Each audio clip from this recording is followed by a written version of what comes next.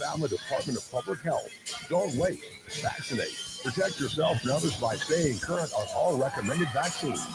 Cook's Pest Control, keeping your home and business safe from pests and termites since 1928. And by Alabama Power, proud supporter of the Auburn Tigers. Alabama Power, power for a better Alabama.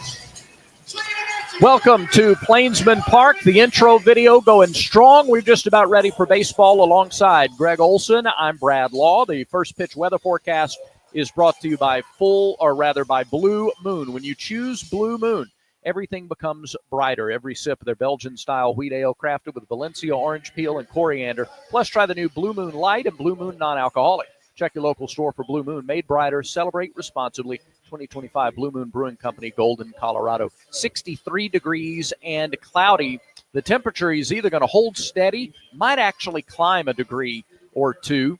Certainly won't fall much over the course of our game tonight, and we should see a breeze from time to time out of the south.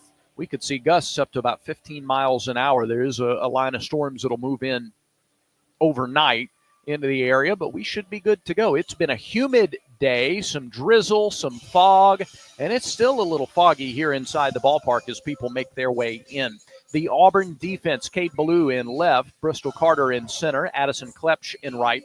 Along the infield, it's Guevara at third, Snow at short, Fabian at second, McMurray at first, Irish behind the plate, and Samuel Dutton gets the start. From Southside, Alabama, senior, 5'11", 199, played 3 years at LSU before transferring to the Plains, and with LSU, played in 57 games. He started 15 of those, 86 and two-thirds innings, 110 hits, 58 runs, 25 walks, 76 strikeouts, and opposition hit 306 against him throughout his LSU career. Last year, they hit 286 against Samuel Dutton. Greg Olson, let's bring you in. Thanks very much for being here tonight. Looking forward to going on this ride with you. Samuel Dutton is a guy with a lot of pitches in his arsenal. Yeah, he's got 5 pitches, fastball, 4-seam, and 2-seam, curveball, slider, very occasional, changeup, and a cutter.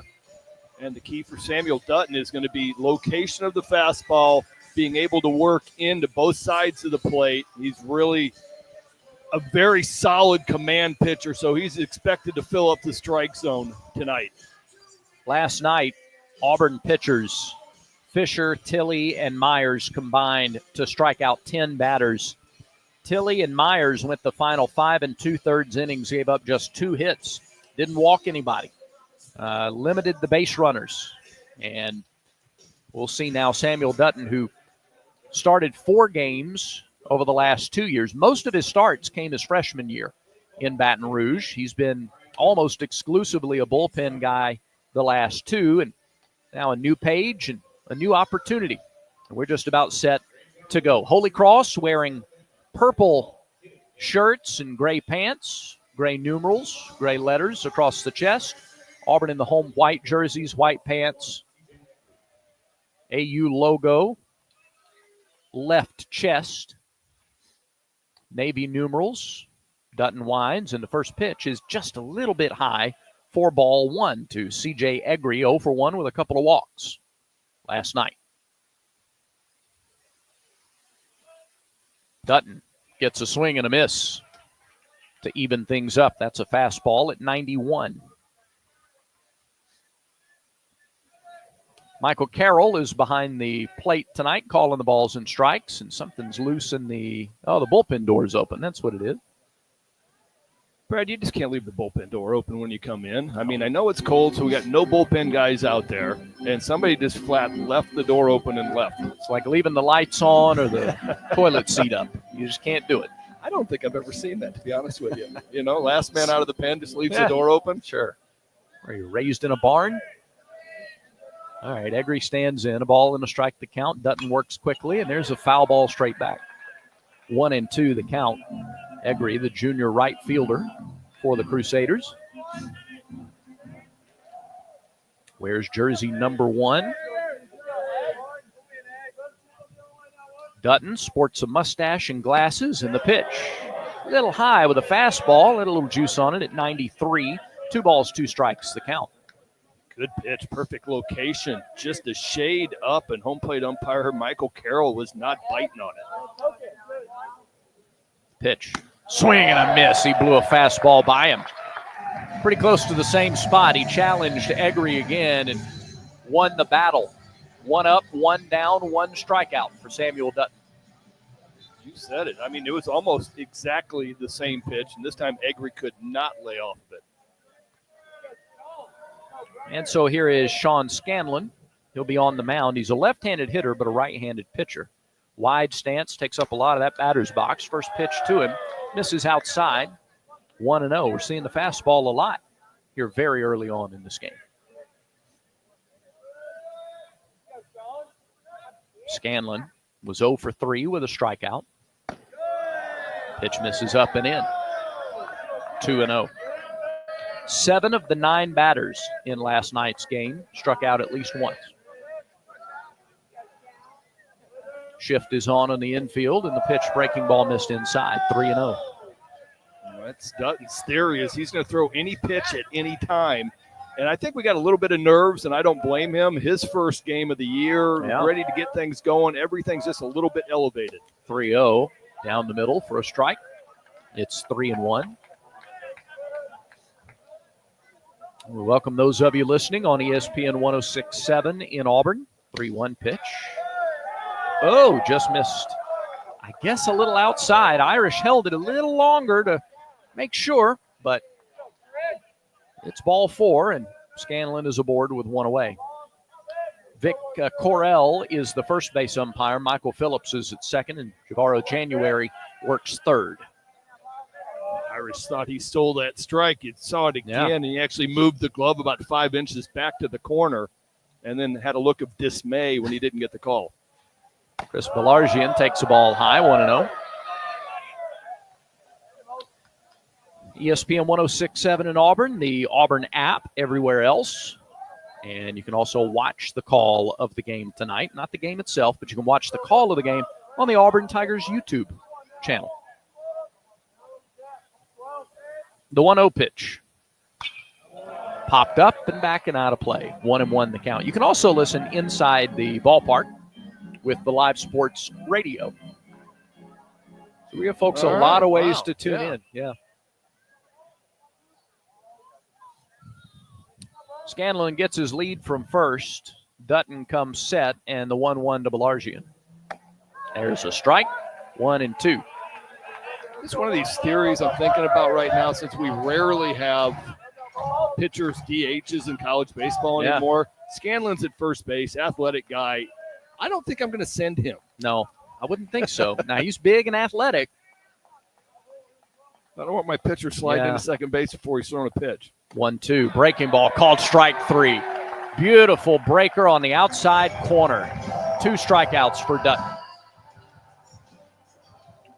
Dutton settling in a little bit, and Belargian is not having the series so far that he's wanted. His career, he had not struck out more than he'd walked. I mean, an amazing stat. In these last 2 games, he struck out 3 times. Yep. 0 for 5 with 3 strikeouts to start the season. Gianni Royer, the center fielder, takes a big cut, comes up empty. He was early on a breaking ball, 0-1. Was that the slider? That was the slider, yes. Curveball's a little bit lower in velocity. We have not seen one yet. 0-1, swung and missed. Same pitch, this time on the outer edge. Royer fished, and it's 0-2. So many options right here. Fastball up out of the zone. Slider a little bit further out. The 0-2 delivery. Swing and a miss, and Dutton strikes out the side. His first inning and is an Auburn Tiger.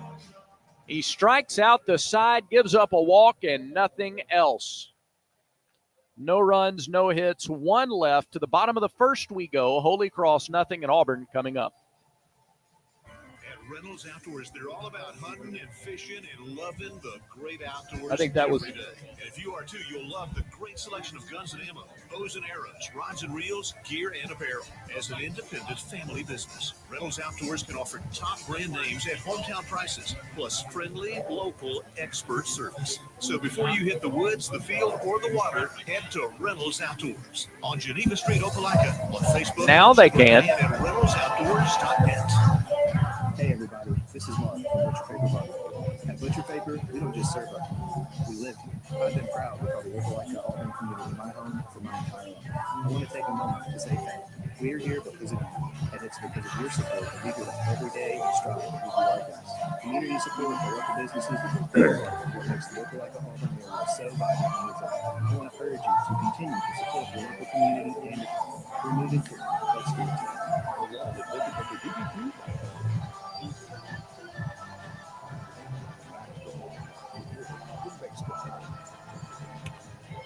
A walk and nothing else for Holy Cross at the plate. So Auburn comes to the plate in the bottom of the first inning. No score. And for the Tigers, it will be Carter, Irish, and Steele. Defensively, behind Sean Scanlon, it's Connor Cooney in left, Gianni Royer in center, C.J. Eggery in right. Along the infield, Ryan Grundy at third, Jimmy King at short, Brendan Jones at second, Chris Belargian at first. Van Coughlin is the catcher, and he is catching Sean Scanlon. Scanlon, the preseason Patriot League Player of the Year, a senior from New York. He bats lefty, but he pitches righty, and in his career, 2 years, or make it 3 years of pitching, his record just 1-5 in 21 starts, 30 total appearances. Last year, he was limited on the mound. He only appeared in 2 games and pitched a total of 5 innings. But in his Holy Cross career, 71 2/3 innings pitched, 114 hits, 62 earned runs. He's walked 29, struck out 48. So he is pitching to contact. He's given up 23 doubles rather, and 11 home runs. In opposition, hitting .367 against Sean Scanlon. So Scanlon will deal with Bristol Carter to get things started here in the bottom of the first. Again, we're glad that you are tuning in. Game 2 of the 2025 season. Scanlon misses outside with the first pitch to Carter. 1-0. Bristol 1 for 3. And last night's game navigated left field well also. And has to limbo out of the way there. Showed some flexibility. A high and tight fastball. Backs him up. It's 2-0.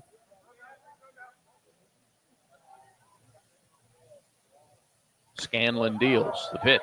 Called strike. Bristol wanted to watch one first. Carter, the transfer from East Carolina.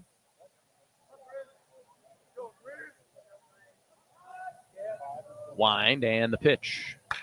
Line, right field, base hit. Went the other way with it. Opposite field single. Bristol Carter. Huge turn at first.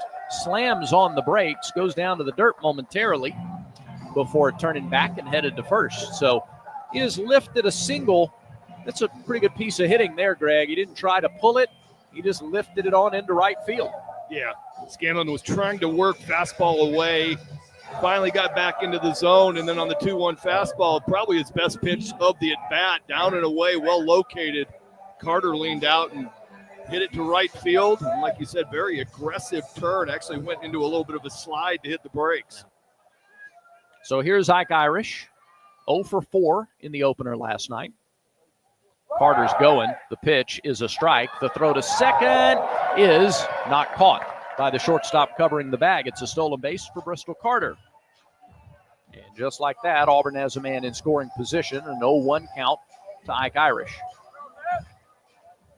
Carter is a base-stealing threat. 50 stolen bases in high school. Yep, took off on the first pitch right there. He was 4 for 5 last year at ECU. Pitch was a breaking ball, and it was a strike to Irish. So it's 0-1 to Ike. Here's the delivery. That's low and in the dirt. Blocked well by Coughlin. A ball and a strike to the Auburn catcher.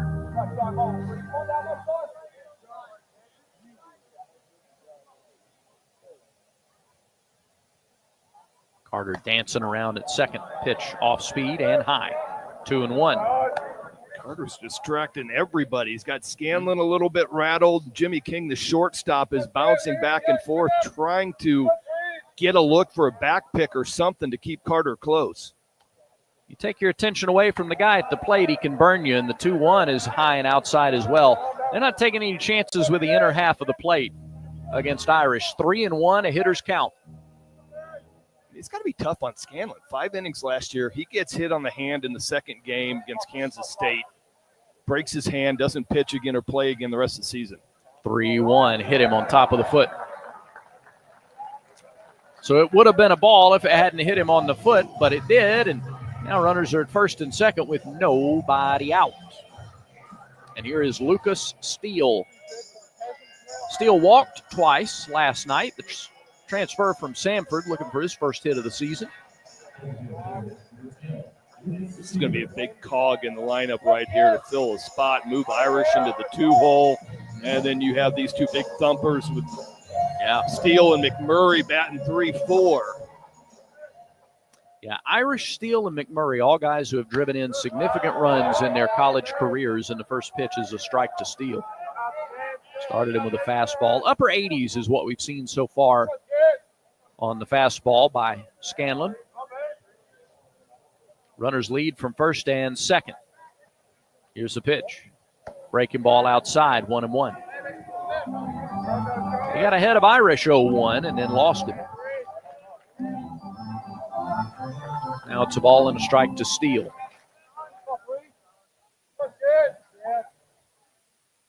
Look back to second. And now the lift and the spin and the fake of the throw to second base. That's the 1. You got to throw it every time after that. A ball and a strike, nobody out. 2 on for Auburn, bottom of the first inning. Carter dances away again, and the pitch grounded right side. Runners will move over on the first out of the first inning. Steele grounds out to the right side. Jones had to charge. It wasn't hit very hard. That's not a bad out. It moves both runners over, so Carter is at third, Irish is at second. And a base hit from McMurray here would likely give Auburn a 2-0 lead. That Scanlon breaking ball was just elevated enough that Steele had trouble getting it out of his kitchen. Fairly routine ball, wasn't hit hard enough. I thought Brendan Jones still might try to get the runner at second base, Irish. First pitch to McMurray, a high strike. It's 0-1. He had the same play last night. He didn't pull the trigger on the throw to get the lead runner at second base.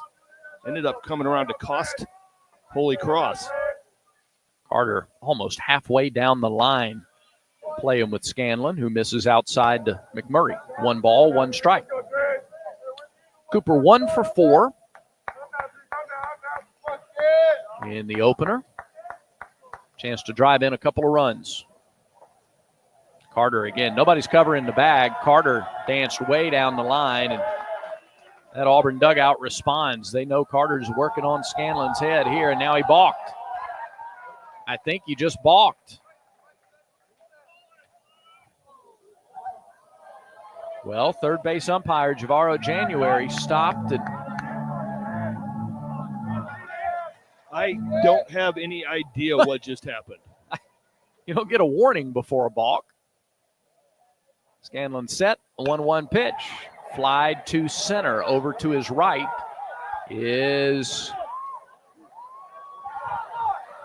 the center fielder Royer makes the catch. Tagging from third is Carter, and coming home to score is Carter. Auburn takes a 1-0 lead. A single, a stolen base, a move to third on a ground out, and then Carter comes home on the sacrifice fly. That is a manufactured run. I was about to say the exact same thing, Brad, but nice job by Cooper McMurray. Gets a breaking ball up in the zone, hits it far enough into left center. Pretty decent throw by Royer. Just a shade up the line, and Carter too fast. Here's Eric Guevara. Takes a first pitch breaking ball for a strike, 0-1. This is what we did not see last night, a manufactured run. Yeah. The top of the lineup was really pressing. 0-1. Outside with a fastball, a ball, and a strike. And honestly, Holy Cross took advantage of them pressing. Irish, McMurray, Steele all saw an enormous amount of change-ups, and they were unable to stay back and do anything with them. 1-1 pitch. Breaking ball in there for a strike. It's 1-2. Well, if you missed the pregame visit with Coach Thompson, he mentioned Macchiarola's changeup last night. They went back and looked at the grades and the comps, and it's an above-average SEC changeup. Macchiarola was impressive last night. There's a fastball that misses outside, 2-2 to Guevara. Well, I was talking to Holy Cross coach Ed Kovic before the game, and he said, Macchiarola did not even have his best pitch was his slider, and it was not very effective last night. It was all changeups. The 2-2. Line hard, but right at the second baseman, Jones. Guevara hit it right on the button, but right at the second baseman, and the inning comes to a close. Auburn gets a run. They get him on, get him over, and get him in. One hit, no errors, one runner left on base. We're through one at Plainsman Park. Your score, Auburn 1, Holy Cross, nothing. Hello, everybody. This is Dan back from the Drive. Weekday afternoons from 4 to 6 on ESPN 1067 and ESPNAU.com. Join Rick Cameron and media for the biggest news and Auburn athletics and everything going on in the world of sports. Coming up on Tuesday's show, we'll talk with Andy Butcher, Miss Jake Crane, Don't miss it. It's the Drive. ESPN 1067 and ESPNAU.com. Achilles tendonitis is often as painful as it sounds. The orthopedic clinic is here to help get you back on your feet without more stiffness. When caused by overuse or degeneration, Achilles tendonitis can be treated usually without surgery. But the orthopedic isn't sure, so get started with Wonder Greg at the orthopedic clinic. Call for an appointment 324-739-1833. Visit theorthopedic.com.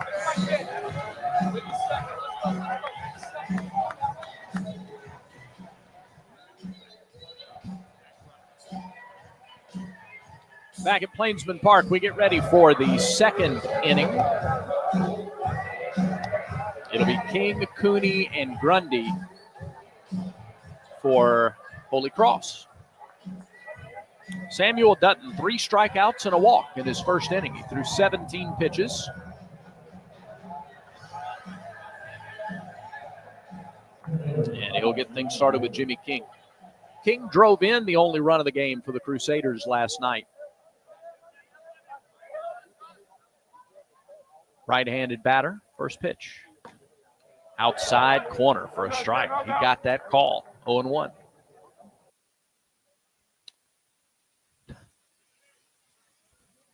And it suddenly went very silent here at the ballpark. Yes, it did. Yes. The pitch is fouled right side down the first baseline. It's only game 2. I thought we lost everything for a second. The way you looked at me, I was going, uh-oh. Everything's gone. Well, they're still trying to calibrate everything. If you're listening at home, we have a little bit of background noise going on. All of a sudden, it was gone. 0-2 pitch. Swing and a miss. He threw it by him at 91. Dutton is really mixing his pitches well here this first time through the order, isn't he? Yes, he really is. Good fastball right there after a slider. King looked bad on the slider, so natural move is I'm going to throw a better one. They decide to go with a 4-seam fastball up and away, and it's just flat past Jimmy King. King was probably looking slider there. He's got him guessing, got him in between. First pitch, fastball, Steve right at the knees to Cooney. 0-1. Well, throwing strikes, I mean, that's what got him the job. It's what got him the starting position here on opening weekend. There's a ground ball right side. McMurray dives but can't quite get it, and it's into right field. Klepsch scoops it up quickly, gets it back on the infield, and that's the first hit for Holy Cross. A 1-out single by Cooney. Nice piece of hitting. Left-handed swing.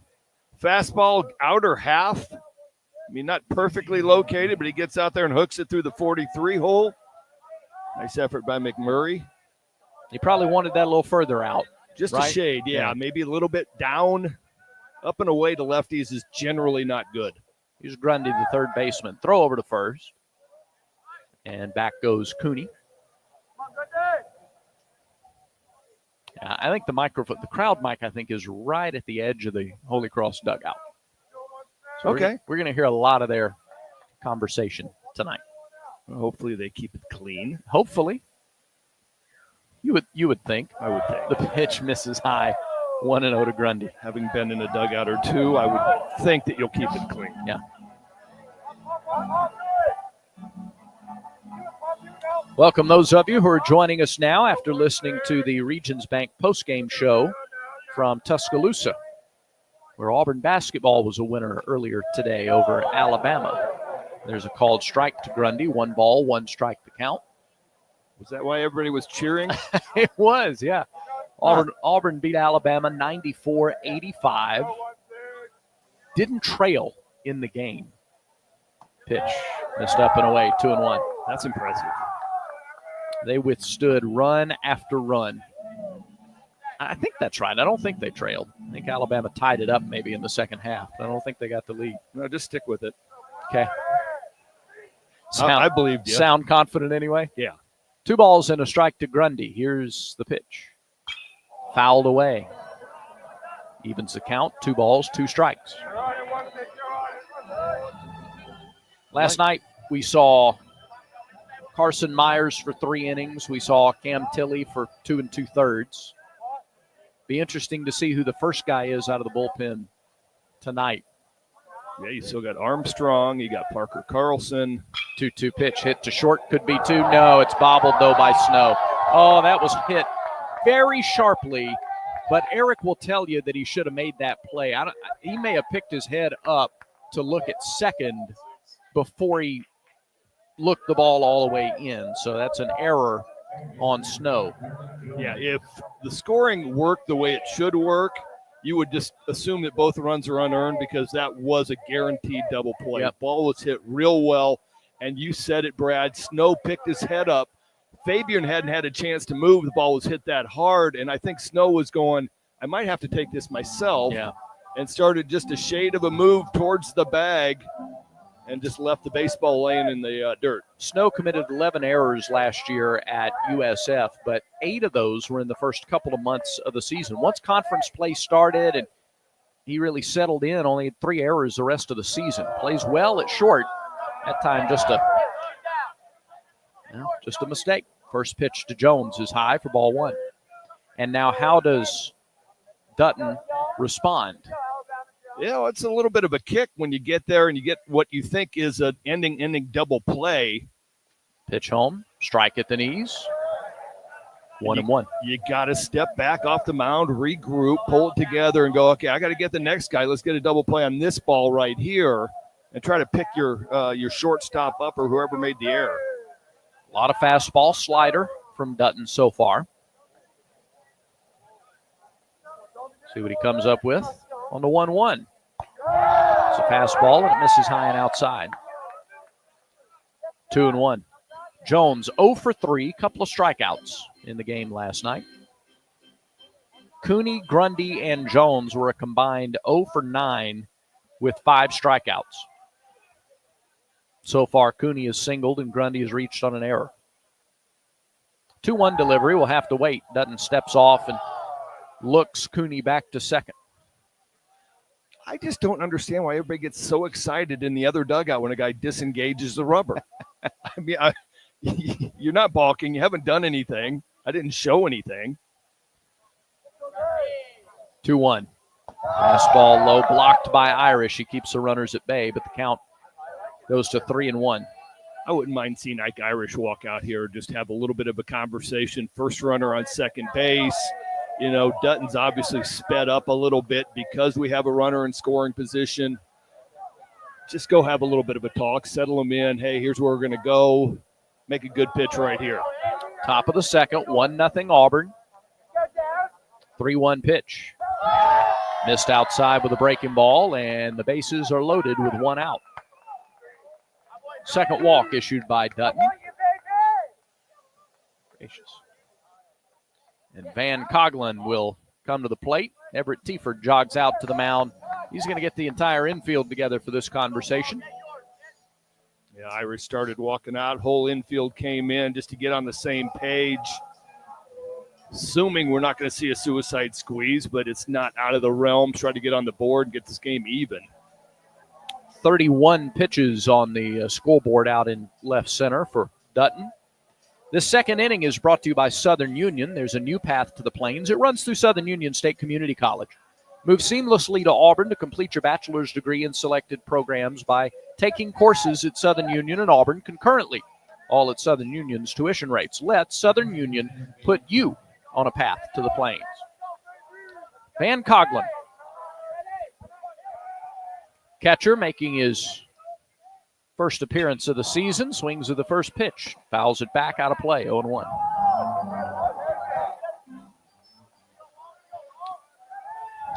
Sophomore out of Solana Beach, California. Beautiful area. McMurray in on the grass at first, and the pitch is high. One ball, one strike. They got a couple of California kids on their roster. Mm-hmm.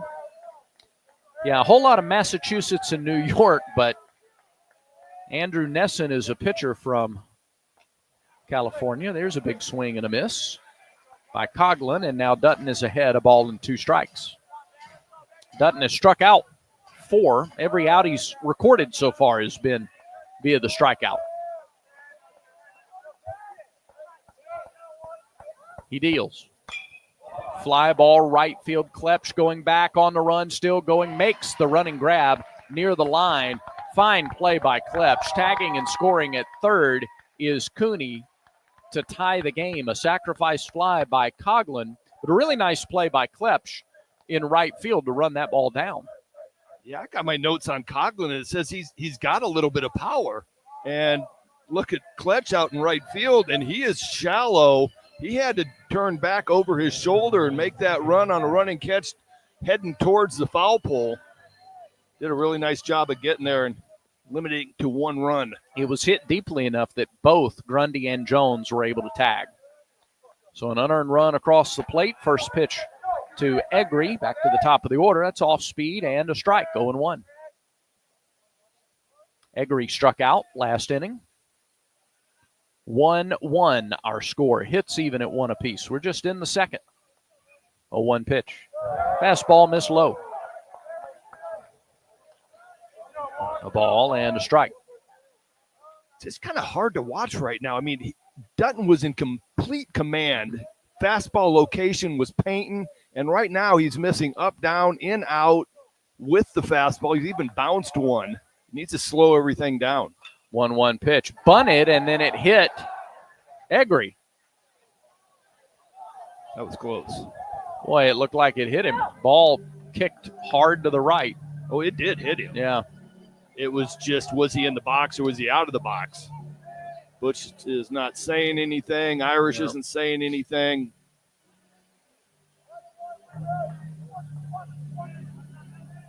He was a step out, wasn't he? He was close. He was very close. That left foot was borderline out of the box. A ball and 2 strikes. 2 outs, 2 on.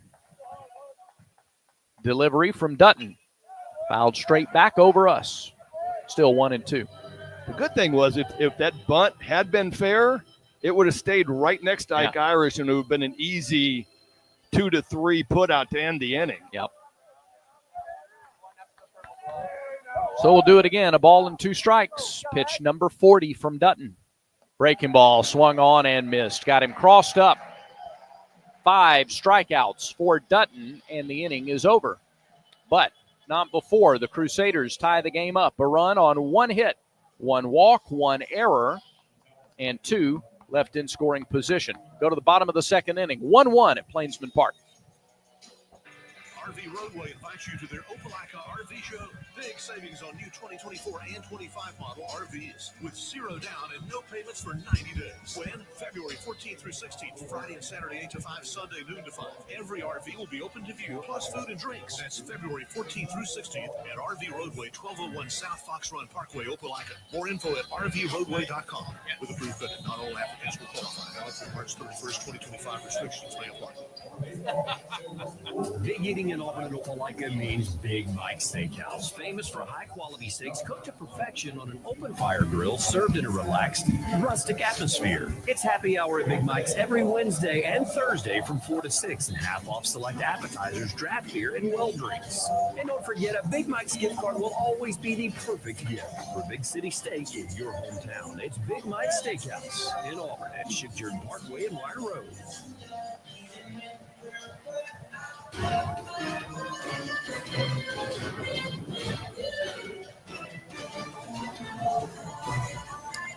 Well, Plainsman Park is filling up nicely now. A bit of a later arriving crowd. Wonder why.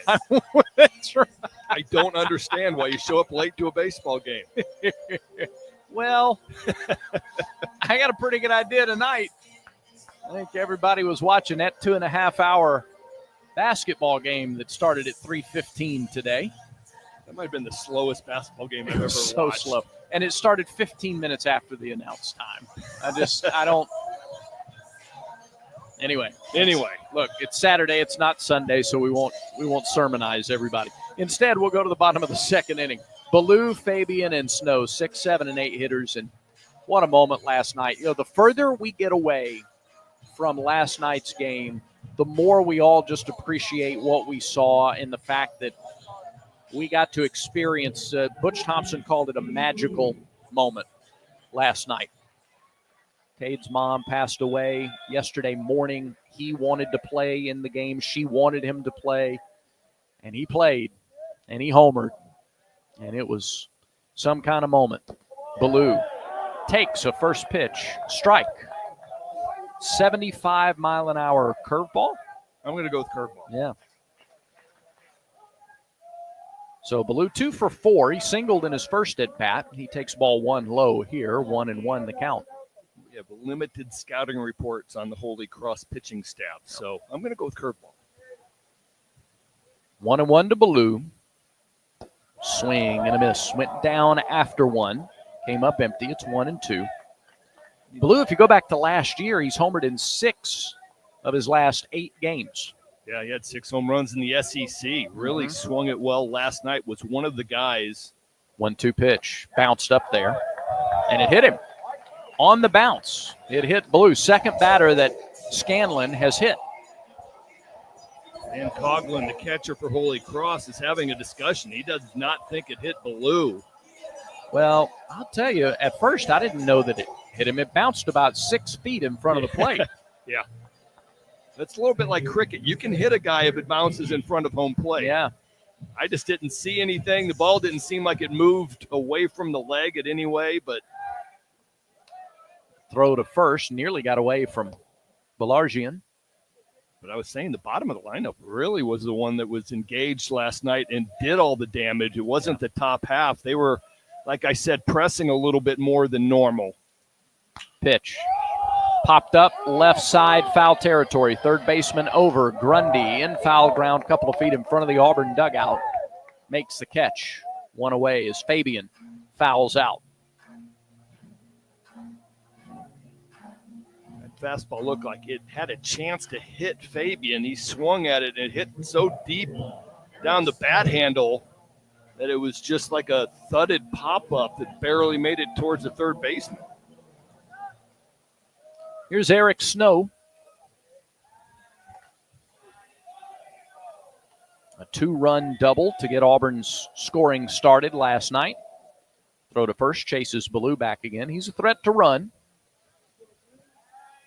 And again, a throw. Quick throw. Over to first. I think Holy Cross has done a nice job of trying to control the Auburn running game with a lot of quick moves over. Pitch to Snow. High strike call there again. 0-1. It would appear that Michael Carroll is establishing his strike zone tonight. The stretch in the 0-1. There goes Ballou. Off speed, high, throw to second, late. Ballou has his first stolen base of the year. If it's a fastball, they might get him there. Yeah, it was a high breaking ball up out of the zone. Coughlin does everything he can to get it out quick with an accurate throw. Really nice jump by Ballou. So a runner in scoring position, and the count of ball and a strike on Snow. Base hit gives Auburn the lead again. 1-1 our score in the bottom of the second. Pitch misses low and away. 2-1.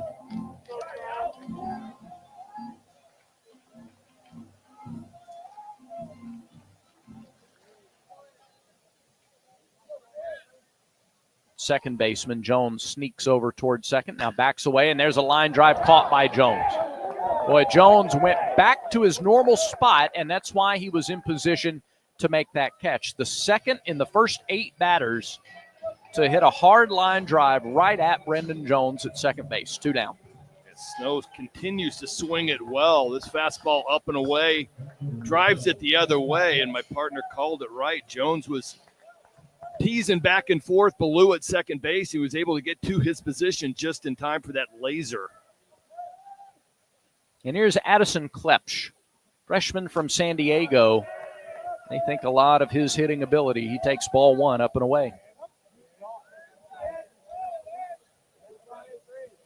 Balanced stance, compact swing.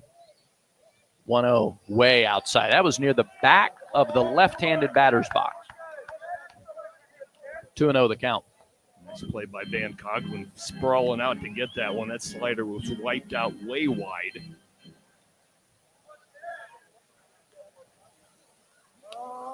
Runner at second, 2 outs. The 2-0 pitch. Klepsch swings and grounds 1 foul to Carl Nonemaker at third base. That's a change if you missed yesterday. Gabe Gross is in the dugout with Coach Thompson. Carl Nonemaker is at third, coaching there. And let's see if we can see who's at first. They're giving some players a chance to develop some skills and do the job at first base. It was Andrew Dutton last night. There's a swing by Klepsch into right center on a fly ball, and camping under it is Egri. Makes the catch, and the inning is over. So a leadoff hit batter and a stolen base, but nothing else. Ballou left stranded at second. No runs, hits, or errors, and a runner left on. Through 2, 1-1, Auburn and Holy Cross.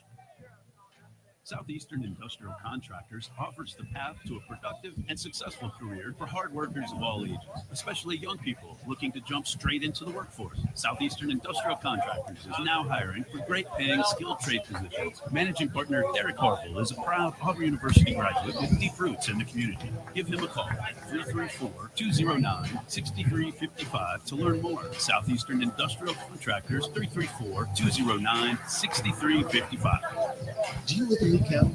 You are eligible for a Max Petty card. Working in Lee County? You are eligible for a Max Petty card. Listening to this radio. You want to do that one? 99% Sure, anytime I can fit it in. Yeah. Max Petty card. With Max Petty, if you live, work, worship, or attend school in Lee or one of our 26 other counties, you are eligible to open an account with Max. Come see us in Auburn or Opelika, or get started now at mymax.com. Some restrictions apply. Back to the ballpark for more Auburn baseball.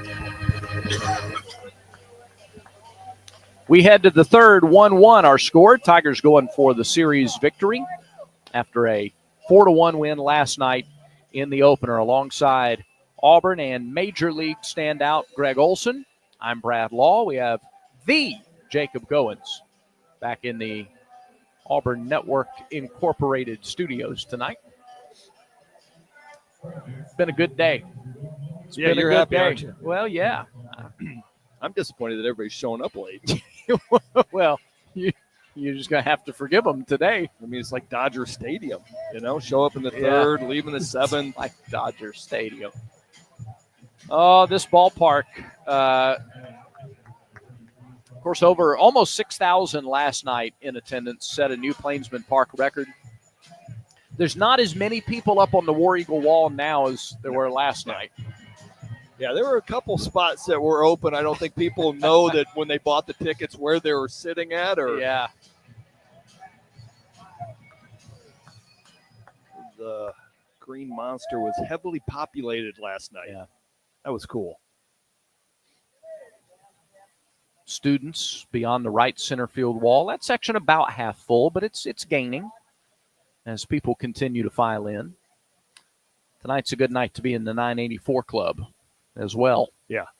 We got Dutton's having a little bit of a technical issue. Yeah, and seems like that earpiece may be malfunctioning, so he's going to swap with Guevara. It's Scanlon, Belargian, and Royer due up for the Crusaders here in the third inning. Scanlon walked in the first. Dutton right at 40 pitches as he goes to work here in the third. He could use a quick inning and a big hook on the first pitch of the inning. Drops in for a strike. John Cohen was on the broadcast last night, and he talked about facing you and your curveball. Pitch just inside, 1-1, didn't miss by much. He said something to the effect of, and after he struck me out on 3 pitches, I recognized it was one of the best curveballs I'd ever seen. The pitch. There's a called strike to Scanlon. It's 1-2. Oh, that's nice. Yeah, you know what you ought to do is talk to Hal Barrett about how good Cohen was at Mississippi State. Yeah. And the team around him. 1-2. Little jam shot off the fist. Little pop-up can of corn right side for Dutton. He breaks to the right off the mound, makes the catch, 1 out, 1 away. And you guys say that pitchers aren't athletes. That was an athletic move by Dutton. Slider in on Scanlon, little jam pop-up. Dutton bounces off the mound. Anyway, I said I never said that. I guess it's just the age-old saying of everybody saying pitchers aren't athletes. Some pitchers don't look very athletic. I will concur with that, yes. Pitch to Belargian, misses inside, ball 1. But at some point, talk to Hal Baird about Cohen, because like best player on that team that wasn't surrounded by a whole lot of guys, so rather than face him, they would just hit him. That doesn't surprise me at all. That's about right. A little bit old school. Like, Yeah. You know what? You're good. We're not going to walk you. Don't want to get the walks up. 1-0. Ground ball, left side, tough play. Backhand, stopped by Snow. Long rainbow throw, and it pulled McMurray way off the bag. Ball lands into camera well, and they will give Belargian an extra base. He'll be down at second.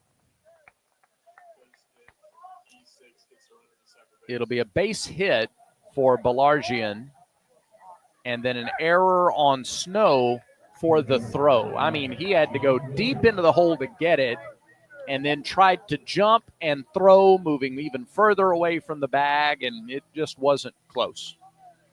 So Snow having a tough start at short tonight. That's a couple of errors charged to him. Yeah, I think we're going to see Auburn flip-flop Snow, Fabian, Carter, Ballou out in the outfield. They're going to move them around a little bit, try to get the best feel. Pitch. Line drive center field. Ballou plays it on a hop. The runner had to hold up. Belargian had to hold up and make sure that Cade didn't have a play on the ball. And Ballou actually threw his glove in the air as if he might have a play on that ball. And that delayed Belargian even more. So he had to stop at third. Royer with the base hit.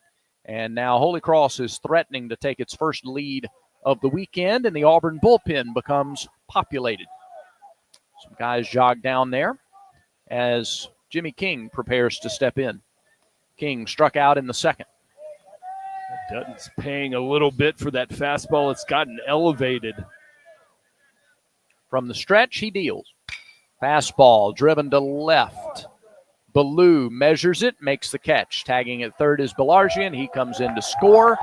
The throw hit the mound, kicked high up into the air, but it was recovered. It's a sac fly for King. And Holy Cross takes the lead. It's 2-1 Crusaders. So the error factored into the scoring in the second, and it's factored into the scoring here in the third.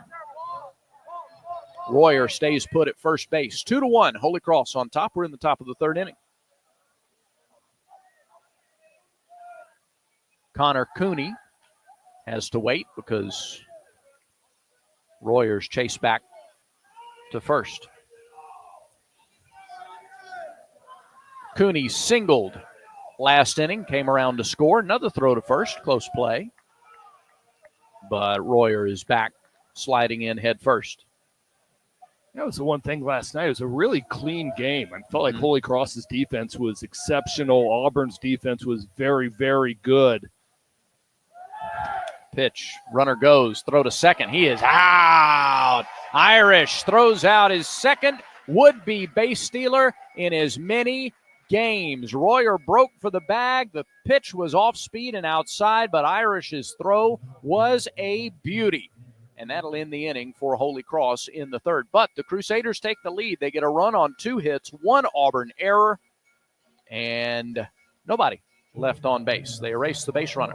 Go to the bottom of the third inning, 2-1. Holy Cross has the lead. The Goose Performing Arts Center at Auburn University is Alabama's premier destination for the arts, bringing you the very best of Broadway, dance, music, and more. Learn more about upcoming performances and see the calendar of events online at gougecenter.auburn.edu. That's GOGUE center.auburn.edu. Or call the box office 334-844-TIXS. Hello, everybody. This is Dan Beck from The Drive. Weekday afternoons from 4 to 6 on ESPN 1067 and ESPNAU.com. Join Bill Cameron and me to get caught up on the biggest news in Auburn athletics and everything going on in the world of sports. We'll talk with the experts and we'll take more calls, too. Coming up on Thursday's show, we'll talk with Justin Ferguson from the Auburn Observer, plus David Pascal in hour number 2. It's The Drive on ESPN 1067 and ESPNAU.com. This is Auburn Baseball on ESPN 1067. Auburn Opelika's sports leader. Tigers trail for the first time in 2025. Top of the order due up. 2-1. Holy Cross with the lead. Carter, Irish, and Steele due up for the Tigers. Third inning is brought to you by the Vance Law Firm, where the phone number is easy to remember. They say dial 3 for me, 334-333-3333. That's a lot of threes. That is a lot of threes. Yeah, I guess that's kind of the point. We appreciate the Vance Law Firm and their sponsorship of this third inning. Auburn hoping to get a run or 2 on the board, tie it up, retake the lead. Bristol Carter singled, stole a base, came home to score on a Cooper McMurray sac fly back in the first inning. He's shown his speed in the first game and change of the season. A lot of chances to see this team at home the first couple of weeks of this season. Carter swings and fouls the first pitch off at the plate, 0-1. He does not get cheated on his swings, does he, Brad? No, he doesn't. It's a different approach, but one of the things that was very clear about a guy who was at the top of the order 3 years ago, Blake Rambush, was that he fought for every pitch. He didn't give anything away. You're seeing a little of that out of Bristol early. He grounds this one to deep second. Jones to his right. He's been active over at second base. Throws to first low. Belargian with a nice pick over there at first to get the out. Nice breaking ball. Fastball up in the zone. And Carter just unable to square it up. Topped it to the middle infield. And Jones makes a short hop throw on a routine play. Auburn is testing Jones a good bit out at second base. He's passed so far. Irish takes ball 1 outside. Irish was hit by a pitch in the first. I say he's made all the plays. Maybe we should try somebody else. Yeah. The 1-0. Hard line drive off the net above the Holy Cross dugout. My goodness, that was a rocket. You talk about a guy who doesn't get cheated. That ball is strictly the reason why I love the netting going down the sides. Oh, yeah, absolutely. Because somebody had no chance to move. A ball and a strike to the Auburn catcher, the preseason first team all-conference catcher. Takes the ball low. It's 2-1. The camera, for those who are listening to us but watching, they must be talking about you. I guess. Because they just showed your jersey out there in left field. But the camera picked up Ike talking to himself at the plate. I'd love to know what he said. Swing and a miss and a breaking ball. 76 from Scanlon, and the count's even at 2-2. I'm thinking he said, I hit that ball really, really hard. I need to stay inside of it a little bit better. And then he tried it right there and swung and missed. I'll be shocked if Scanlon throws anything but a curveball in here. Here's the 2-2. Curveball in and low. It's 3-2. A nice job by Irish to lay off of it. It's a really good pitch. The proverbial back foot breaking ball, and Irish was able to lay off of it. Ball gave the appearance of coming through the bottom of the zone and just dove out. Pitch number 41 from Scanlon. Curveball, driven, foul, right side. Ike waited on that curveball again, but was still a little bit early. Well, this is what they did last night. They frustrated him with changeups, and he was out in front of everything. A lot of foul balls, and they kept coming and kept coming with it. He's seen 3, though, in this at-bat. Can he get away with another? The pitch. Fastball popped up. Back and out of play, still 3-2. That would have been the perfect pitch right there, and Irish was able to spoil it. Fastball up and away. Irish just able to get enough of the bat on it, get a new pitch. I love the cat and mouse here because the timing's been a little better every time he's tried the curveball. Yeah, but he's still showing he can't keep it fair. It's just a matter of, can I throw a good one and keep it in the zone? The pitch, fastball, and he fouled it off his foot. This is what I love about Ike Irish. It's like every at-bat, he is fighting like it's the last at-bat of his life. And that is every at-bat for Ike Irish. So if you get out here and you watch him, just watch every at-bat. He does not give up on an at-bat. Well, and a catcher, great sense of the game. You know, he's trying to go through what to expect. It's a chess match. Here's the 3-2. Ground ball on the curve. In the hole at second, diving stop by Jones. He made the play and he made the throw for the out. Brendan Jones is the Gold Star player of the game to this point for Holy Cross. He took a base hit away from Irish. Diving back and to his right, Jones laid out, made the stop, and then made the throw.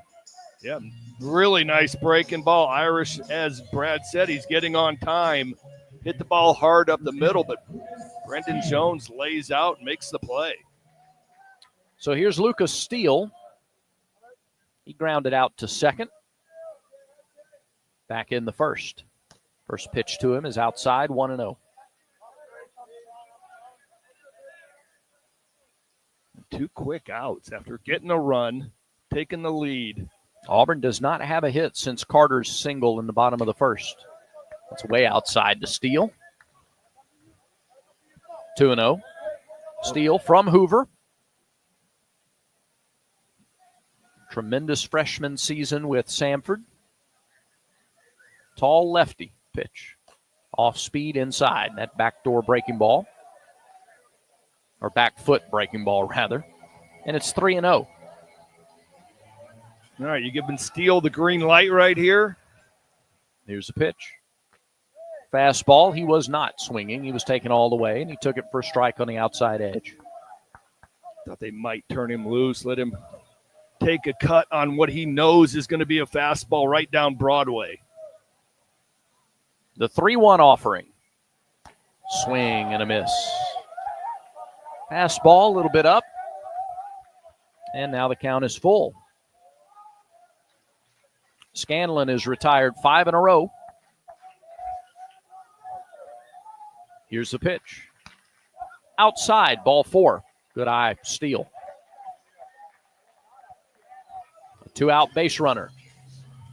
And it gives some real heavy hitters a chance. With 2 outs, Cooper McMurray drove in Auburn's run with a sac fly in the first. Sorry, partner. Steele hasn't gotten a hit yet, 0 for 3, but 3 walks. He's finding his way on base. You know, I love the veteran presence. He knows his role. He's in between Irish and McMurray. First pitch, breaking ball, early, fouled it off sharply to the right side. And as you navigate a lineup loaded with 3 or 4 guys in the middle, you kind of pick a guy that's like, okay, I'm not playing with him. I'll play with him. I'll play with this guy. I'm going to try to avoid it. And right now it feels like they're really kind of avoiding Steele. 0-1 to McMurray. Swing and a miss. Boy, had a big cut. That curve It broke off the inside corner toward him. And it's 0-2. You wouldn't throw anything other than that right here, would you? I'm throwing that again. Yeah. Yeah, McMurray had a little bit of a sword right there. Emergency hack on a breaking ball. 0-2 pitch. Ground ball, fastball to the first baseman. Pelargian playing in front of the bag, hit it right to him. Tough break, McMurray. So, 2-out walk does no harm for Holy Cross. No runs, hits, or errors, and 1 left on. Tigers have stranded 1 in each of the first 3 innings. We go to the 4th. It's the Crusaders with a 2-1 lead at Plainsman Park. Spring is just around the corner. That means warmer weather, longer days, and springtime events. For your next event, consider Want to catering hit an from ID Butcher when we Paper come back? Barbecue. We'll make your event one to remember with great food like our tender pulled pork, award-winning ribs, and top-selling brisket. Ordering is easy. Just visit our website, butcherpaper. Jacob, if you want to throw an ID on the end of this break. Our catering team will create a menu specific to you and your needs. Butcher Paper Barbecue, your locally owned source for the best barbecue since 2015. For loving expert care for your pets, visit Moores Mill Animal Hospital, located at 2120 Moores Mill Road. Their skilled team is dedicated to keeping your furry friends healthy and happy. Moores Mill Animal Hospital offers spay, neuter, vaccines, boarding, and much more. Moores Mill Animal Hospital, where pets are family. Call us today at 334-821-7739 or visit mmvets.com. Experience the Moores Mill Animal Hospital difference today.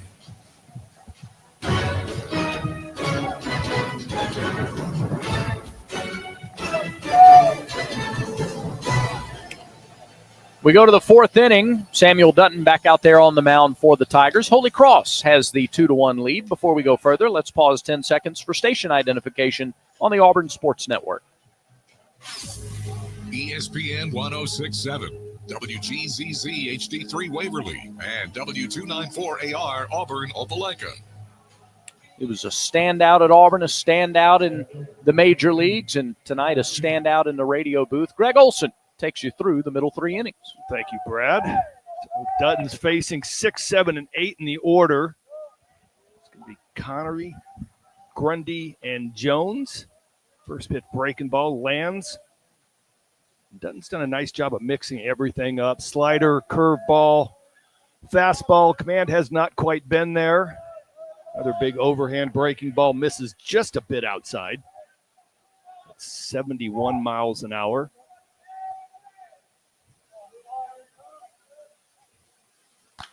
And that fastball is elevated. Cooney fouls it straight back. Irish gives a little bit of a chase and lands into the net behind. And then in one of those little bizarre moments, home plate umpire Michael Carroll thought Irish was turning to look to get another baseball. Flipped it to him and hit Ike Irish in the head. Now they're having a conversation. Irish is laughing, but just kind of one of those moments on the baseball field that you keep your eye on.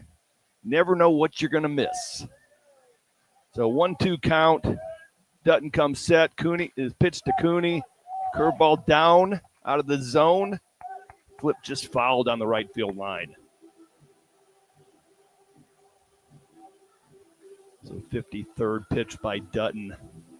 He's given up 2 runs, both unearned, 3 hits. Both errors on the shortstop, Eric Snow.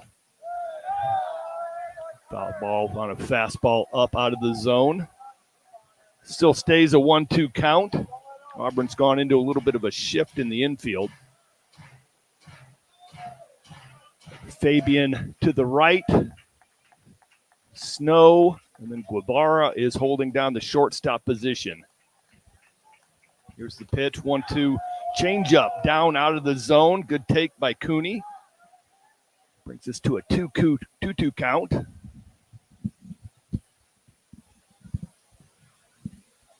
See if Dutton can settle in here and get this first big leadoff out. He runs a fastball in, high fly ball down the right field line. Klepp's giving chase, catches it just short of the warning track. A little bit of a wind issue, but he made it look fairly easy, the freshman did out in right field. He's made a couple of plays, Greg, where he's had to go a long way to track him down. And he hasn't rushed over, hasn't overrun the ball, made the play both times. Yeah, now I don't know a whole lot about him, but I know that he was the number 6 shortstop. Yeah. So you usually don't see shortstops moving out into the outfield, but he's done a really nice job. Dutton comes set. Another breaking ball lands for just misses down to Grundy. That looked pretty good. Yeah, I thought it was really good. Grundy hit a hard line drive to shortstop that ended up being an error on Snow. Dutton comes back with the curveball, lands that one for a strike. Brett, I love that. I love I was going to back-to-back ask, breaking balls. Yeah, if you feel like you maybe hit the spot but didn't get the call, go right back to it. Show you got command of the pitch. Yeah, make an adjustment. Dutton comes up with the set. Another curveball just misses down. 2-1 count, but I really like that. They find the feel for it. You know, okay, I just missed. I'll make a little bit of an adjustment. Boom, you land it for a strike. I love the confidence that the coaches have in giving him that responsibility. So we got 2-1 count. Ryan Grundy at the plate. He's been working on his plate discipline in the offseason. Almost showed right there. He could not lay off the high fastball. I was about to give him credit for it.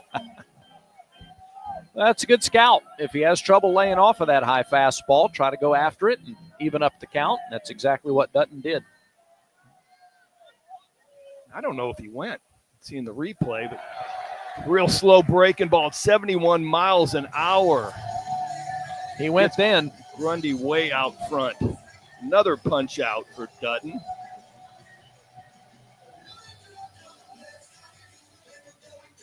Oh, we just got a replay on that high fastball. I'm not sure, but boy, credit Dutton. Once he got it back to neutral at 2-2, he went after him with the breaking ball. 6 strikeouts on the night. Dutton's facing Brendan Jones. Fastball down and away, located for strike 1. Jones walked in the second inning. Samuel looks like he's kind of getting back into a little bit of a rhythm. And here's the pitch from Dutton. Breaking ball, slider left elevated. He has kind of lost that pitch. Yeah. From the first couple Arm innings, side. he was really pounding it. Now it's left arm side and spinning. But Dutton's done a nice job. 11 first pitch strikes. Big breaking ball just misses right there. Another 2-1 count. So he's gotten ahead. Yeah. And then missed with breaking balls, off-speed stuff, gotten behind, finds a way to get back into it and securing outs. High fastball gets fouled off into the crowd. 2-2 count on pitch number 66. If you're just kind of a casual fan, arm side, glove side, Dutton's a right-handed pitcher. And so if he's missing arm side, he's missing to his right or away from left-handed hitters. You see it more against lefties than you do righties. Yeah. And here's a fastball from Dutton. Locks Jones up on a fastball down at 90. 7th punch out of the night for Dutton. That ends top of the 4th inning. Holy Cross 2, Auburn 1. Auburn baseball continues in a moment. RV Roadway invites you to their Opelika RV show. Big savings on new 2024 and 25 model RVs with 0 down and no payments for 90 days. When? February 14th through 16th, Friday and Saturday 8 to 5, Sunday noon to 5. Every RV will be open to view, plus food and drinks. That's February 14th through 16th at RV Roadway, 1201 South Fox Run Parkway, Opelika. More info at rvroadway.com. With approved credit, not all applicants will qualify. Valid through March 31st, 2025. Restrictions may apply. Do you live in Lee County? You are eligible for a Max Credit Union. Working in Lee County? So you don't hear the eligible commercial for a now? Max Credit Union. I do now. Okay. Listening to this radio ad right now? 99%. If you need to hear yourself chance more, you are it's eligible this. for a Max Credit Union. Commercials Max more, it's Credit this. If you live, work, worship, or attend school in Lee or one of So I our was 26 playing with other yours counties, on your you are mic? eligible No, for it was this earlier. Come see us at That's Auburn the- Opelika. Or get started. Oh, got it. Yeah, I don't want that. No. Some restrictions apply. This is Coach Butch Thompson. Back to more baseball on the Auburn Sports Network. Here we are back at Plainsman Park. Greg Olson with Brad Law. Bottom of the 4th inning. Holy Cross leads Auburn 2-1. Holy Cross with 3 hits. Auburn only 1. And the 2 errors on the scoreboard both belong to Auburn. Coming up this inning, Guevara, Ballou, Fabian. All three of them so far have been unsuccessful in their at-bats versus Sean Scanlon. Scanlon goes out for the fourth inning and done a nice job. He's gotten behind. It's been a little erratic, but he's found a way to get guys out with a lot of traffic on the bases. Want to update the Yellowwood scoreboard. Auburn softball continues its unbeaten start to the season. The Tigers are now 10 and Malvo to start the Chris and Kate Malvo era. More in a minute. Scanlon first pitch fastball driven into the gap by Guevara. This is going to go for 2. He's looking for 3. He pulls up it with a double, stand-up double by Guevara on a first pitch fastball. He finally gets rewarded. He's been hitting the ball hard this last game and a half. Scanlon left that one up, and Guevara knew what to do with it. And I'll tell you, the speed at which he was running halfway to second, I thought he was aiming for 3. I was watching the outfield play, and it was a little hesitant to pick the ball up. I was going, you got a shot. But new third base coach Carl Nonemaker holds him up. You don't want to get the leadoff out, thrown out at third base. So keeps him at a double. Brings up Cade Ballou. Got hit by a pitch in his first at bat. Gets a first pitch breaking ball by Scanlon. And that's what Scanlon has found his way of getting out of these jams. There's been a lot of overhand curveballs. Has been very effective versus the left-handed hitters. Pitch by Scanlon again. Another breaking ball in, fouled off to the backstop. Ballou quickly in an 0-2 hole. To go back to softball, the Tigers are playing down in Clearwater, Florida, just outside Tampa. Earlier today, they beat Charlotte 14-11, 7th inning drama there. It was tied at 11 going to the 7th. Tigers won that. And then defeated 9th-ranked Oklahoma State 2-1. Scanlon misses up with a fastball, 1-2 count. So 14-11, we got some excitement in the 7th inning. And then a 2-1 win over a top 10 Oklahoma State team. If you're not paying attention to the Tigers, better start. There's a pitch to Ballou, breaking ball in, fouled into the Holy Cross dugout. Ballou staying alive. These lefties got to be walking back to the dugout going, okay, this breaking ball's gotten a lot better these last couple innings. Yeah. And it's diving right in on the hands. One of the things now, they can talk about that with Gabe Gross because Gabe's not coaching at third. We introduced that earlier, but we didn't really talk about it much because I think we got to out 3 and had to go to a break. But that's one of the big reasons for the change. Andrew Dutton is coaching at first, Carl Nonemaker at third. They called a pitch clock violation on Scanlon. You could see him looking down at his wrist, trying to get the right pitch, shaking no. 20 seconds went by. He disengaged, would you say right at the moment of 20 seconds? Well, I think he balked. I think he may have balked, and that's why he was given third base. What an opportunity here for the Tigers with Guevara at third. So that breaking ball misses down and in, 2-2 count to Cade Ballou. We have not gotten clarification. I was watching the pitch clock, and it was winding down. I don't know if it ended up being a balk, but here's another breaking ball. Ballou hammers it down the right field line, just foul. So my partner Brad says they did call it a balk. I didn't see what he did. He was getting a little frustrated with the signs getting called in. Come set. Another curveball up and in. Oh. Ballou pops it down the third base line. Nice running play by Ryan Grundy, the third baseman. And it's just shallow enough that Guevara has to hold up. Yeah, off the bat, I didn't think that was going to slice as much as it did. It had a lot of side spin to it. I thought that might land over in no man's land in shallow left near the line, but it kept spinning on that way. And Grundy was able to get over and make the play.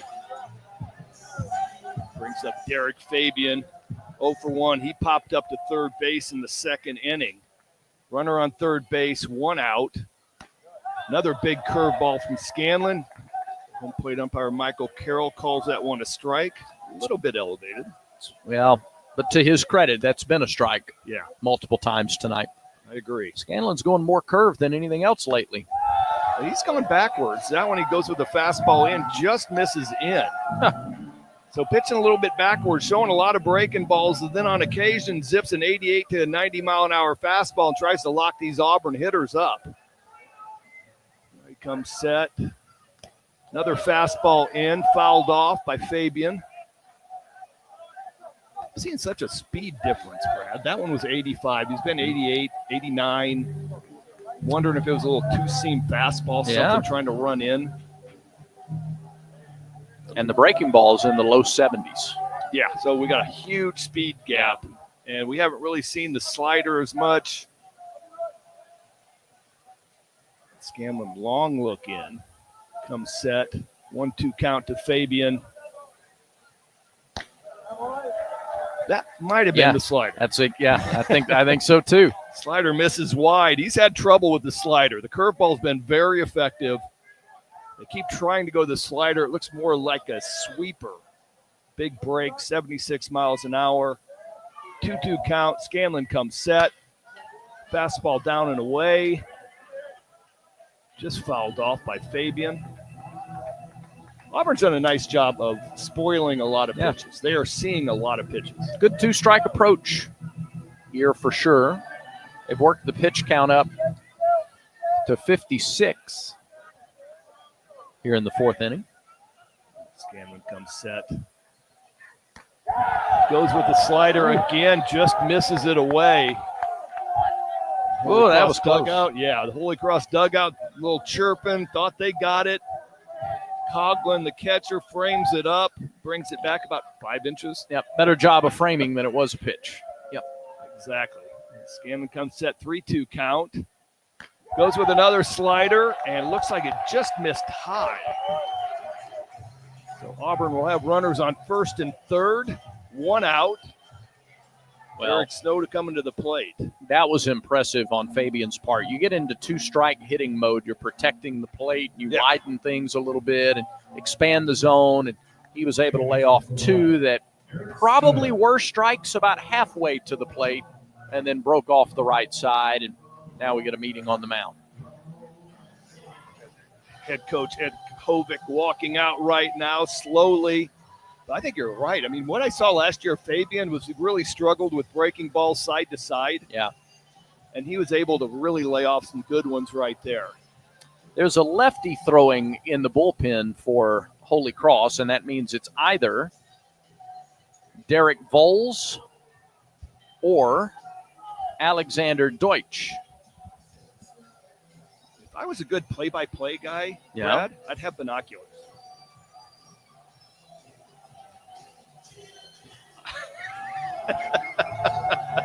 You said it, I Greg. did say it. I You know. said it. I'm admitting I should have binoculars. Well, I don't have them either. I know. So neither one of us Neither have one them. of us are good play-by-play guys. Well, not to mention that the bullpen, the You visiting can't see bullpen. anyway. Yeah, you can't see him anyway because Yeah. he's warming up behind a wall. Yeah.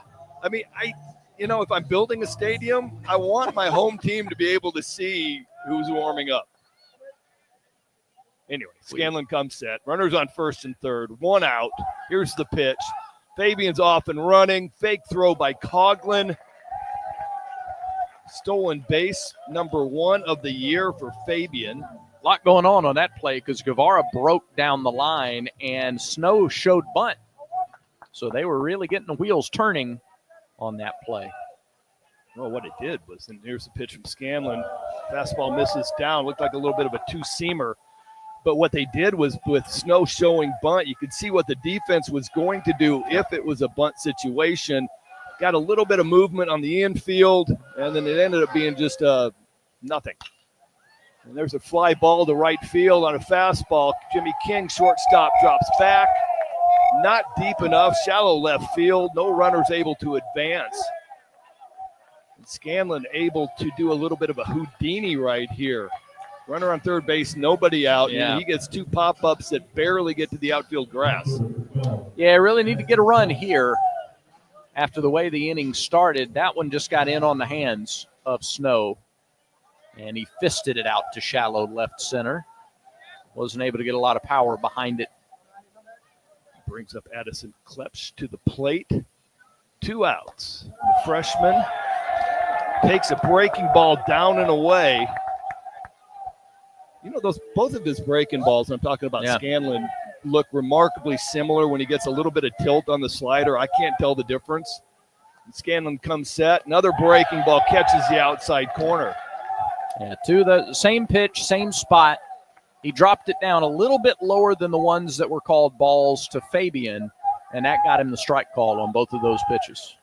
Klepsch 0 for 1, flew out to right field in the second inning. 0-2 count right here. Scanlon tries to go back to that breaking ball, and that one was left a little bit elevated and spinning, not near as good as the first two. Big moment for the freshman. Fastball down, hits it to third base. A little bit of traffic over at third base for Grundy, but he's able to navigate the base runner Fabian, make the throw across the diamond. End of the inning. Holy Cross leaves the fourth inning up 2-1 over the Auburn Tigers. Conecuh Sausage is the official. Screening and diagnostic imaging centers in the country is located. He thought you were throwing the break there. Bridgeway That's all right. Diagnostics, first We get it coming back. my bad. All good. You're all right. New guy. And first in the entire region to bring you 3D breast. You're doing great. First to bring you artificial intelligence software. Still not used to behind calling radios pitches. to All right, do I get this in? irregularities. Ask Do for this one Bridgeway instead. for all of your When did I screening lose and that one now? diagnostic Yep. needs. I never get to do that one? Never. I'm going to do it now. That's the number 2. I wanted to get the Conecuh Sausage read. Four Seasons Federal Credit Union. All right, you do that one next inning. Homegrown in Emerald. For 60 years, Four Seasons Federal Credit Union has been your trusted partner in financial services. With our awesome products and services, competitive rates, and lower fees, we've helped countless members achieve their financial goals. Join us so we can help you. Accounts federally insured by NCUA. Membership eligibility required. Some restrictions apply. Ask for more details.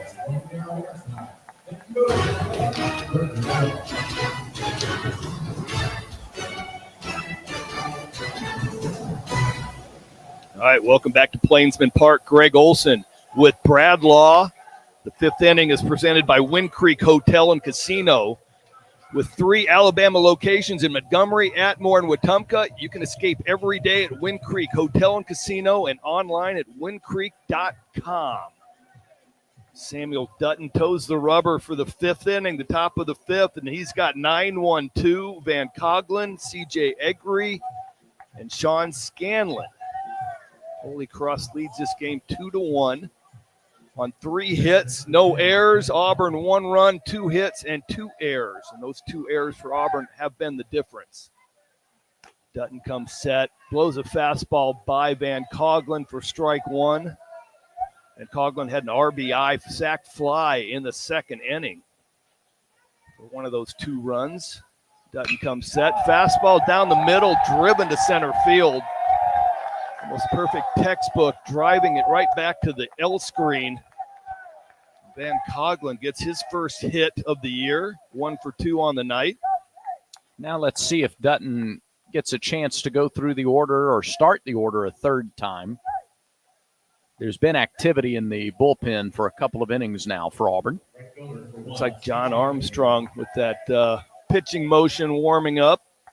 Very familiar side-swiping righty. It's been on the Plains for a long time. Dutton comes set. Coughlin at first base. Probably not much of a threat to run. Top of the order, C.J. Egri. Throw over quickly from Dutton. Egri 0 for 2 on the night. 0 for 3 on the season. He walked a couple times last night with a hit by pitch. 0 for 2 tonight with 2 strikeouts. Fastball from Dutton gets up in the hands, and that ball is going to the 984 club. Way foul. 89-mile-an-hour fastball up and in. Have you been in the 984 club? I Have have. they let you go in? Yeah. Yeah, before it opened, yeah. Well, they haven't let me go in yet, so that's why I asked. No. I know where you're going. You got no badges. You're not going in there. Badges. Dutton comes set, and another pickoff move over there. We don't need no stinking badges. I led you right there, didn't I? Yes, you did.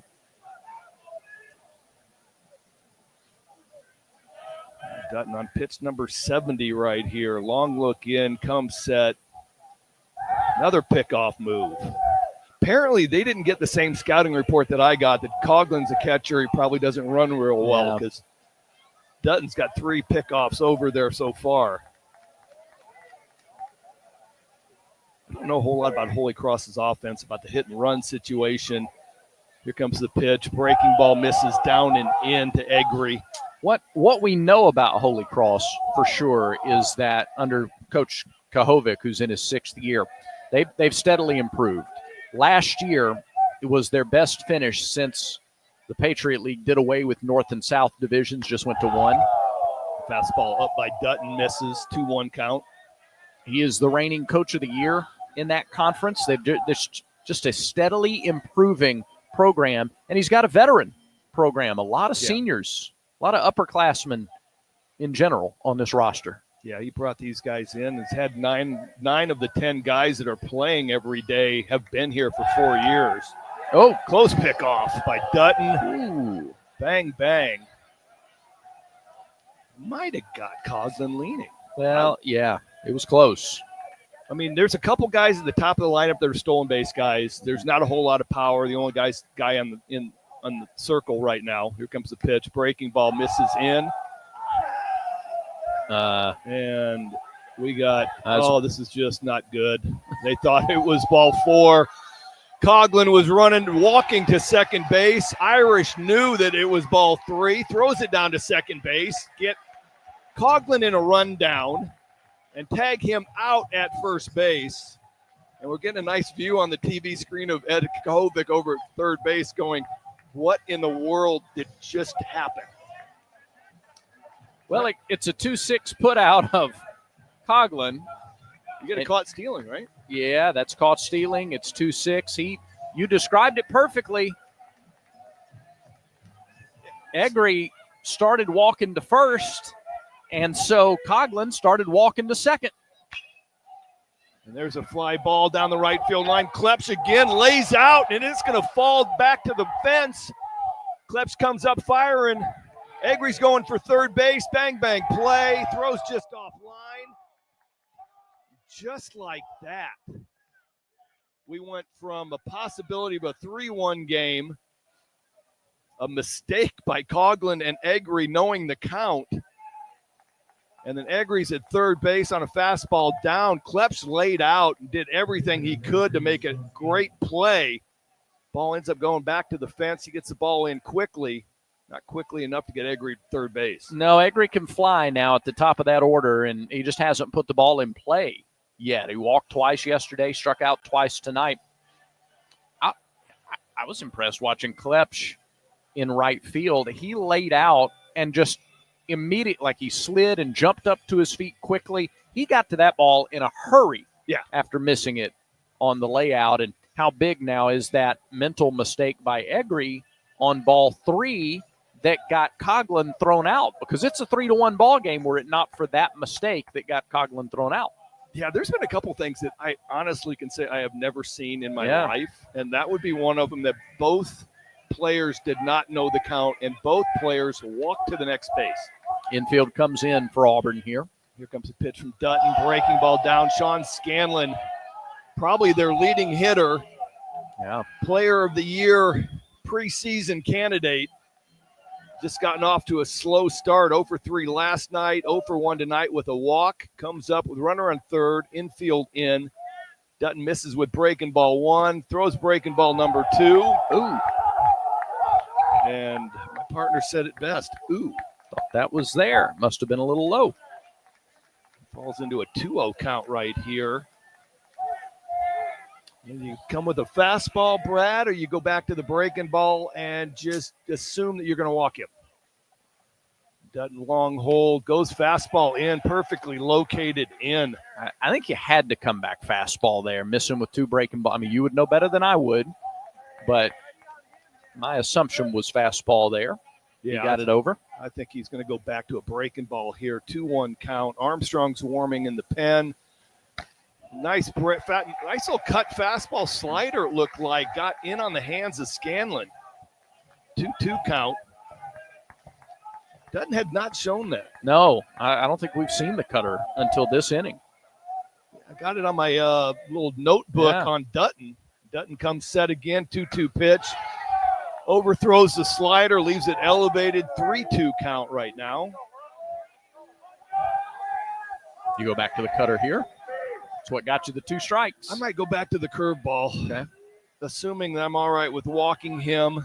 Long look in for Dutton.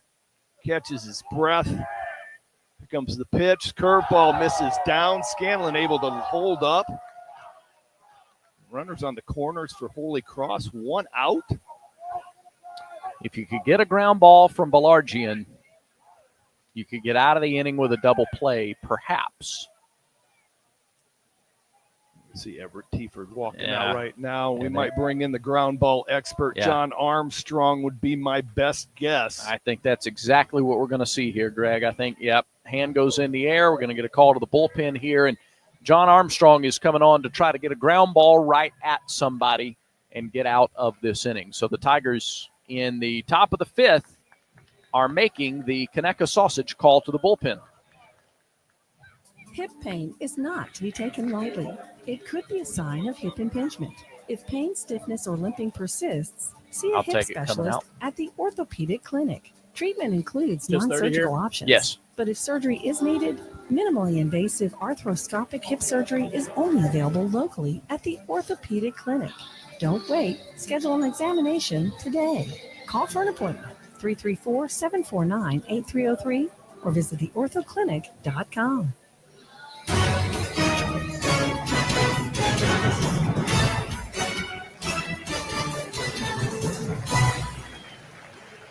Samuel Dutton leaves his first Auburn start after going 4 1/3 innings. He's given up 2 unearned runs to this point. On 5 hits, he walked 3. He struck out 7. Dutton threw 80 pitches, 49 of them for strikes, and he gives way on this call to the bullpen to John Armstrong, senior from Marietta, Georgia, 6 feet, 220 pounds. In his career, 60 games, 89 1/3 innings pitched, 89 hits allowed, 46 earned runs. He's walked 50 and struck out 100. Opposition hitting 263 against him, and he's gotten a little better in that department. His freshman year, teams hit almost 300. His sophomore season, they hit 266. Last year, teams hit 242 against John Armstrong. He leads the program. He's 5th among active SEC pitchers with those 60 career appearances, and he is one of 2 Tigers on the Stopper of the Year watch list, along with Hayden Murphy. So Armstrong's been a mainstay here. Fastball's going to be 89 to 93, 2-seam fastball, same velocity range, slider. And he added a changeup last year. On occasion, he'll go from that way low 3/4 arm slot to a high 4-seam fastball just to get maybe up to 93 and get a little surprise issue. He'll quick pitch a little from time to time, too. He will. He will do that. He's out there now, though, to get a ground ball, right? Yeah, and he's going to see a right-handed pitcher, so he's going to be running the sinker slider. Changeup's more against lefties, and he's going to be trying to work that power sinker, bottom of the zone. And as you say in the baseball world, trying to get a 6-4-3 right here on a pretty routine ground ball from a big hitting first baseman. That's what I'd be looking to do. I'm going to throw a sinker down and in right here. I'm going to look at Fabian and Snow have switched back. Yes, they have. That's a good call. Armstrong comes up. Sinker misses down. So just caught Derek Fabian has moved back to shortstop. Eric Snow moves back to second base where they were last night. As we've talked about, Snow has struggled defensively tonight. Armstrong comes in with the breaking ball, lands that at 77 miles an hour slider. Gets back in the count 1-1. You can see that mix and match. And he's talking to a couple of the coaches last year about John Armstrong, and it was pretty fascinating. Slider left hanging, taken right back up the middle. Chris Belargian with his second hit of the night scores a run, his first RBI of the year. And Holy Cross goes up 3-1. As I was saying, John Armstrong's overlay of sinker slider is elite. It's a great mix of everything coming out of the same spot. Well, you mentioned that one was that he left it up over the outer half of the plate about belt high. And Belargian didn't miss that one. No, that's the key. Everything's coming out of the same zone. So Armstrong comes set. Runners on first and second. Gianna Royer, ground ball to shortstop. Fabian comes up, makes the long throw across the diamond and just gets Royer in time. Brad, it almost looked like he had him at third base for an easy force out. Guevara peeled back and got away from the ground ball and moved over to third base, and Fabian was dead set on going to first base. Yeah. And it was a bang-bang play. No thought at all of going to second. I wonder if that was just too high risk, if his momentum was going to make that a difficult shovel to third. Get the sure out there for sure. But that moves runners to second and third and brings up Jimmy King. He's got 2 RBIs on the series so far. He takes a sinker down in the zone for strike 1. 1 for 4 last night with a double and an RBI. Tonight, 0 for 1 with a sac fly and a strikeout. Armstrong comes with a quick slider, lands strike 2. Another big moment that Jimmy King seems to come up into these spots so far this series. Drove in a run for them yesterday. Drove in a run already tonight on a sac fly. This is usually where Armstrong can't quick pitch, but he comes set, long hold, runs a fastball up and in, fouled off into the Coliseum parking lot. This is a big out to get in this game. 3-1 right now, a base hit would double the lead. With 2 outs. 2 outs, and everybody's going to be running on contact. Absolutely right. 7th pitch from Armstrong comes set. Slider left elevated and in. King's able to spoil it into the Auburn dugout. Still remains an 0-2 count. 2 outs.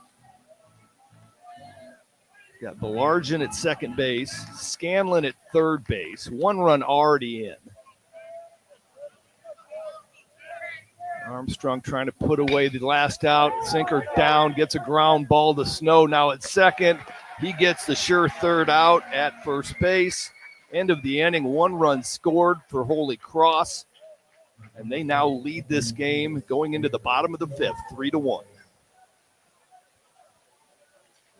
Big eating in Auburn and Opelika means Big Mike Steakhouse. Famous for high-quality steaks cooked to perfection on an open fire grill served in a relaxed, rustic atmosphere. It's happy hour at Big Mike's every Wednesday and Thursday from 4 to 6 and half off select appetizers, draft beer, and well drinks. And don't forget, a Big Mike's gift card will always be the perfect gift for Big City Steak in your hometown. It's Big Mike's Steakhouse in Auburn at Shigjordan Parkway and Wire Road.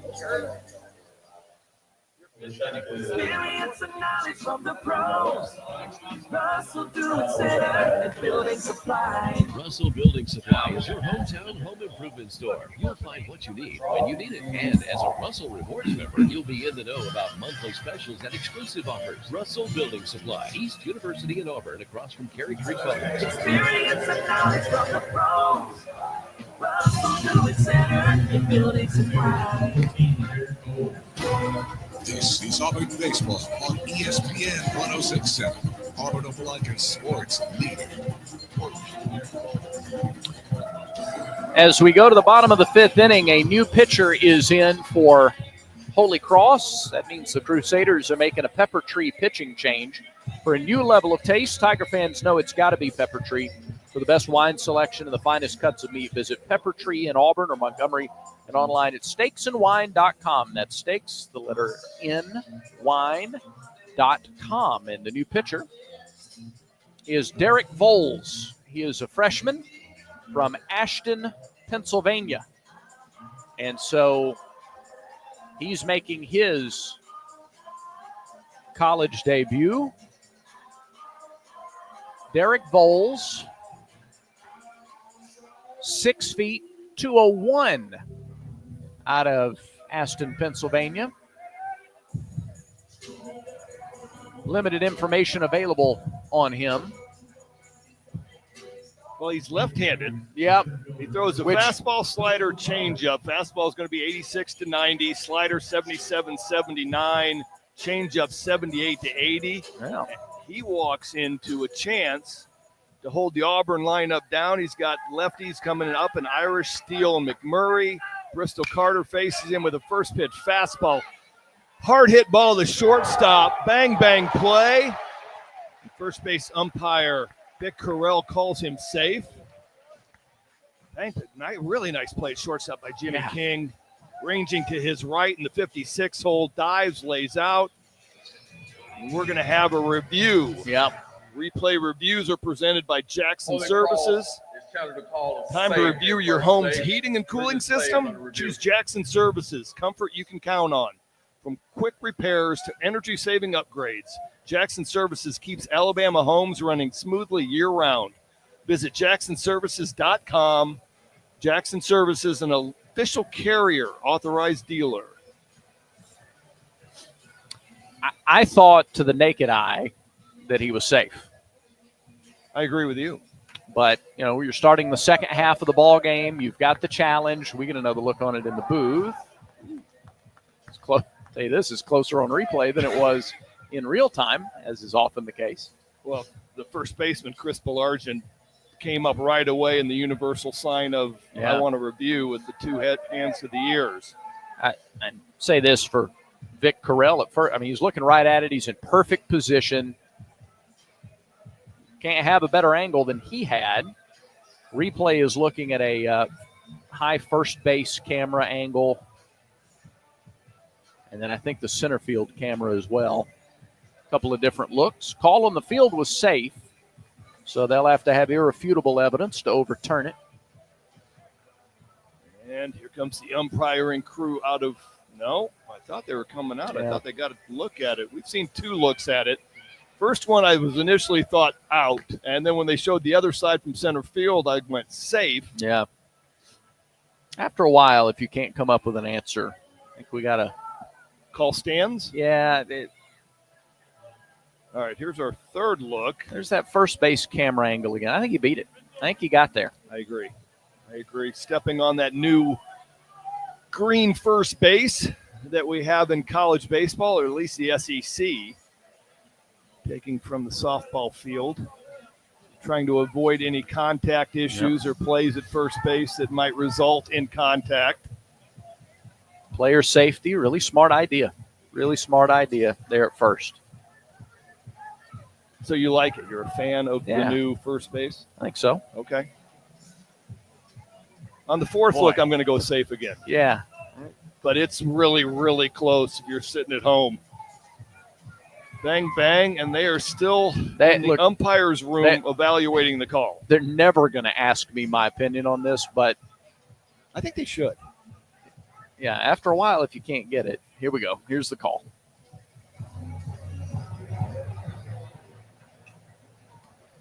After review, the call at first base is safe. Only call losing challenge and have one remaining. All right. So it's not call stands or call is confirmed. He was safe.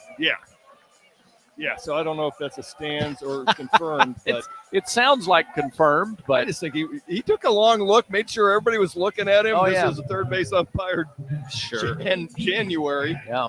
Long look around and was like, all right, do I have everybody's attention? He was safe. Good start to the inning. Bristol Carter on his second hit of this game, 2 for 3. Brings up Ike Irish, lefty-lefty matchup. Sinker finds the bottom of the zone. For an 0-1 count. Scanlon goes 4 innings, gives up a run on 2 hits, 2 walks, 2 hit batters, and a balk. He threw 75 pitches, 44 for strikes. There's a breaking ball left elevated. Irish takes this one well into the Coliseum parking lot.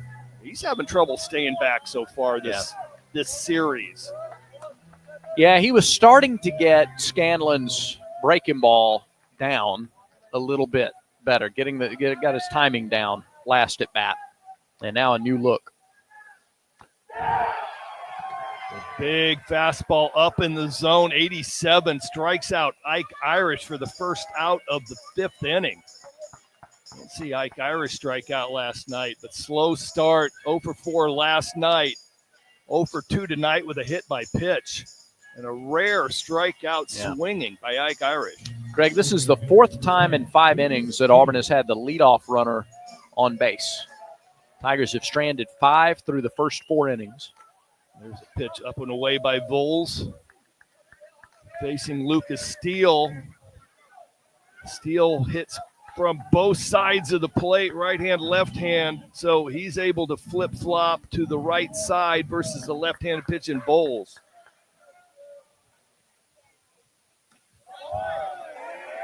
Soft breaking ball catches the outside corner. 1-1 count to Lucas Steele. Standout at Samford after 2 years, transfers to the Plains. Number 97 transfer. And Carter's picked off on the first move by the lefty Voles. And Belargin over at first base just could not get the ball out of his glove. Carter kept running, slides in safely at second base. Second stolen base on the night for Carter. How fast is that to be picked off by the lefty and then still, I don't know with the good throw if they get him. I don't think they did, but Belargin just could not get that ball in his hands with a decent grip. Soft breaking ball by Voles misses up to Steele. Runner now in scoring position. How fast was Carter? Man. That's what I'm saying. I don't think with a clean throw they get him out at second, and he was picked off. Yeah. You're going to enjoy watching Bristol Carter run this year. Long look back. Voles fakes the throw to second base. Brendan Jones was covering, trying to keep Carter close. He has become a threat and then a menace when he gets on second base because the pitchers are so concerned with his lead and secondary leads. He's off and running again. Steele could not lay off the fastball. Carter had that thing flat stolen, probably standing up. Yeah. He started moving into a secondary lead. Hop, hop, hop. Did not get a look turn from Voles on the mound, and he was just off. We saw some of that from Cooper Weiss last year. There were a few games where if he stole second, it was a pretty good bet he was going to try to swipe third, too. There's a breaking ball, misses away to Steele. Now a full count to Lucas Steele. Cooper McMurray on deck. Yeah, that was fun walking Cooper Weiss, and now we're seeing it with Bristol Carter. It's just a little hop, hop, and if they're in rhythm, they're gone. And here comes a 3-2 pitch. Breaking ball cued down the first baseline foul. 74-mile-an-hour. I'm going to call it a slider. I think that checks. Yeah. It's good at bat here by Steele. Staying alive. He's seeing a lot of pitches. The guys behind him are seeing a lot of pitches from Voles. He's found his way on base. Voles comes set. Carter giving him a little bit of a look back at second. Fastball down in the zone, driven into the night. This is going to fall into the glove of Royer. Carter's tagging, ends up getting cut at shortstop by Jimmy King. Gutsy tags. That ball was not that deep into center field. Again, this is different kind of speed from Carter. He can fly. That is as routine a fly ball to straightaway center as you can get. And Carter tagged from second, went to third. Never hesitated either. He had his mind made up as soon as the ball was flying out to center field. I was actually surprised. You usually see guys kind of fake going back to tag. No, he wasn't. But as soon as that ball went to the glove, he was off and running. I think Royer was surprised because it was a routine F8. The Voles come set. Cooper McMurray up to the plate. Falls behind 0-1. Breaking ball at 74 miles an hour. Lands on the outside corner. McMurray 0 for 1. He's got a sac fly. 1 RBI. He did. He balked. The Auburn dugout for the second time in this game all over Javaro January to help him out with the call. I don't know that Javaro needed it, but they were there to help. They saw what he did. We had a little bit of a flinch, and the catcher set up. I didn't see an initial balk, and then all of a sudden there is a balk. But here's another pitch to McMurray. Calls him on the check swing.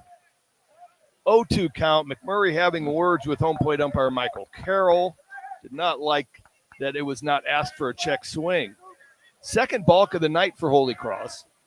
That one cost them a run. We got nobody on, 2 outs. McMurray breaking ball. He gets rung up on a slider in the dirt. And that ends the inning, but Auburn answers with 1 run in the bottom of the 5th. We're heading to the 6th inning. Holy Cross leads Auburn 3-2.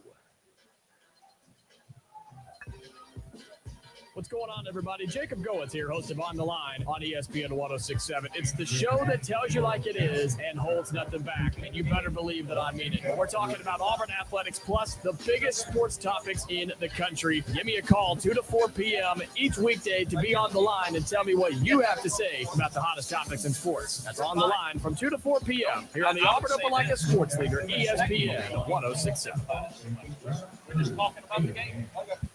Southeastern Industrial Contractors offers the path to a productive and successful career for hard workers of all ages, especially young people looking to jump straight into the workforce. Right. Southeastern Industrial Contractors is now hiring for great paying skilled trade positions. Managing partner Derek Harville is a proud Auburn University graduate with deep roots in the community. Give him a call at 334-209-6355 to learn more. Southeastern Industrial Contractors, 334-209-6355. Back to the ballpark for more Auburn baseball.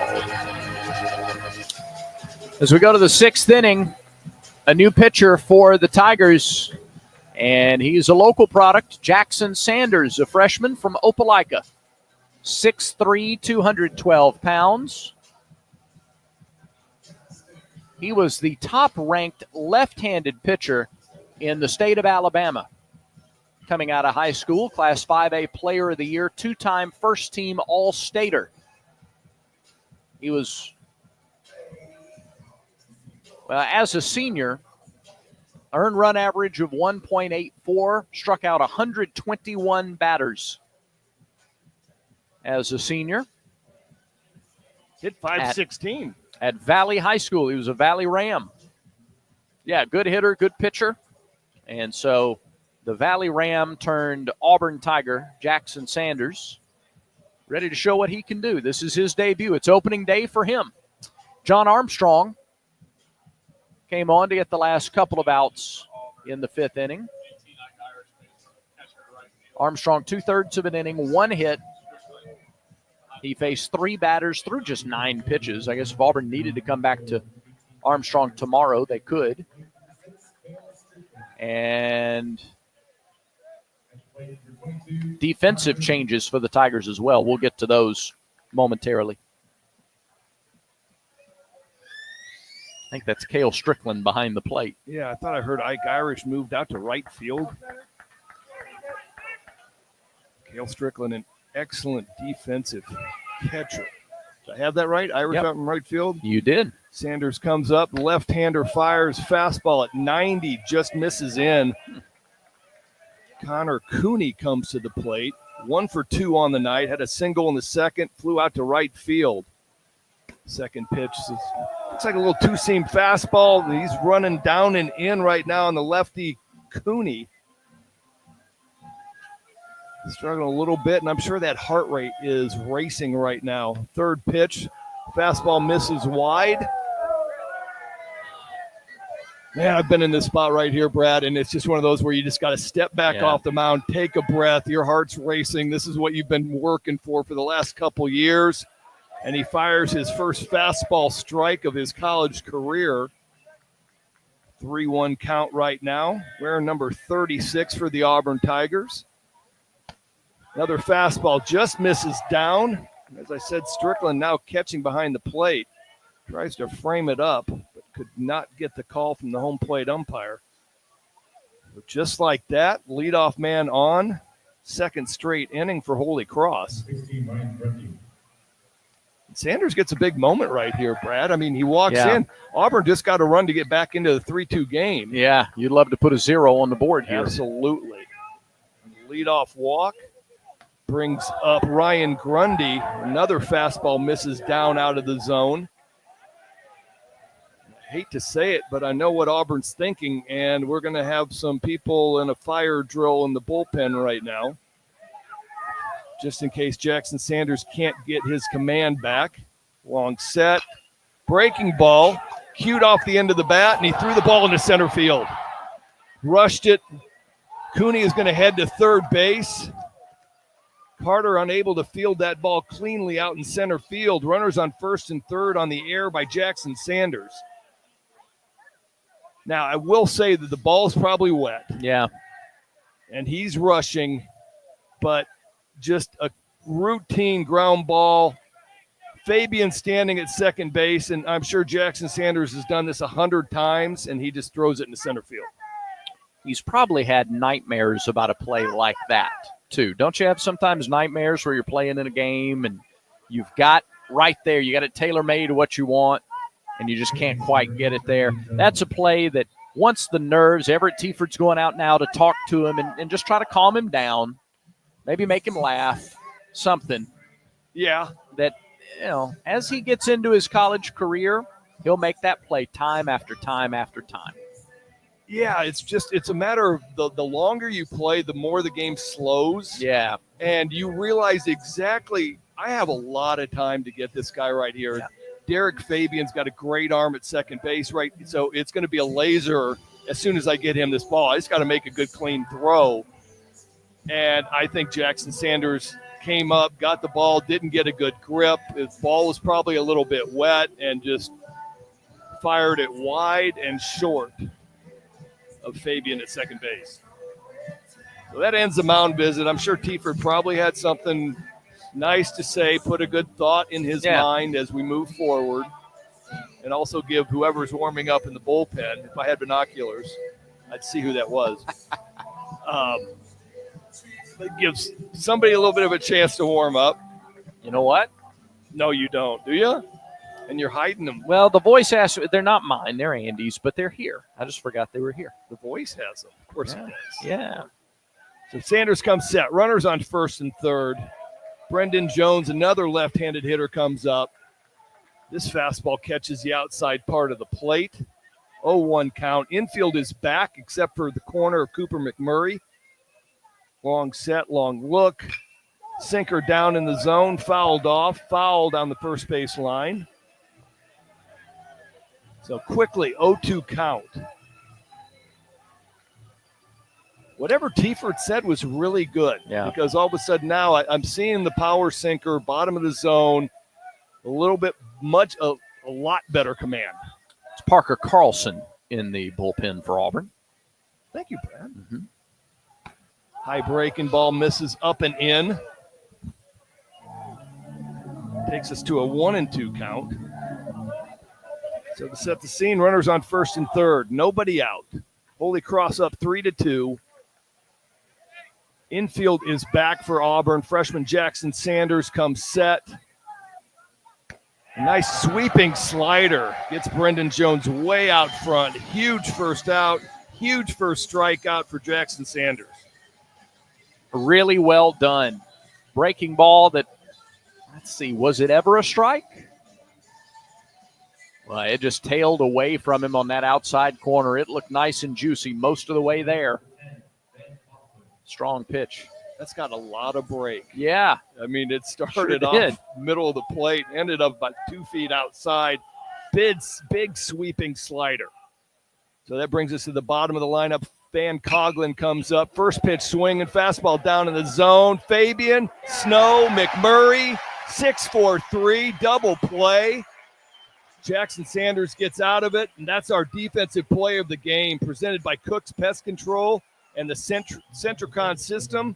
You don't have to live with termites. Put an asterisk by that play for Jackson Sanders' career and for this game, because it started off rocky in this inning, but his defense helps him out. He does some really nice pitching, and Auburn does put a 0 on the board.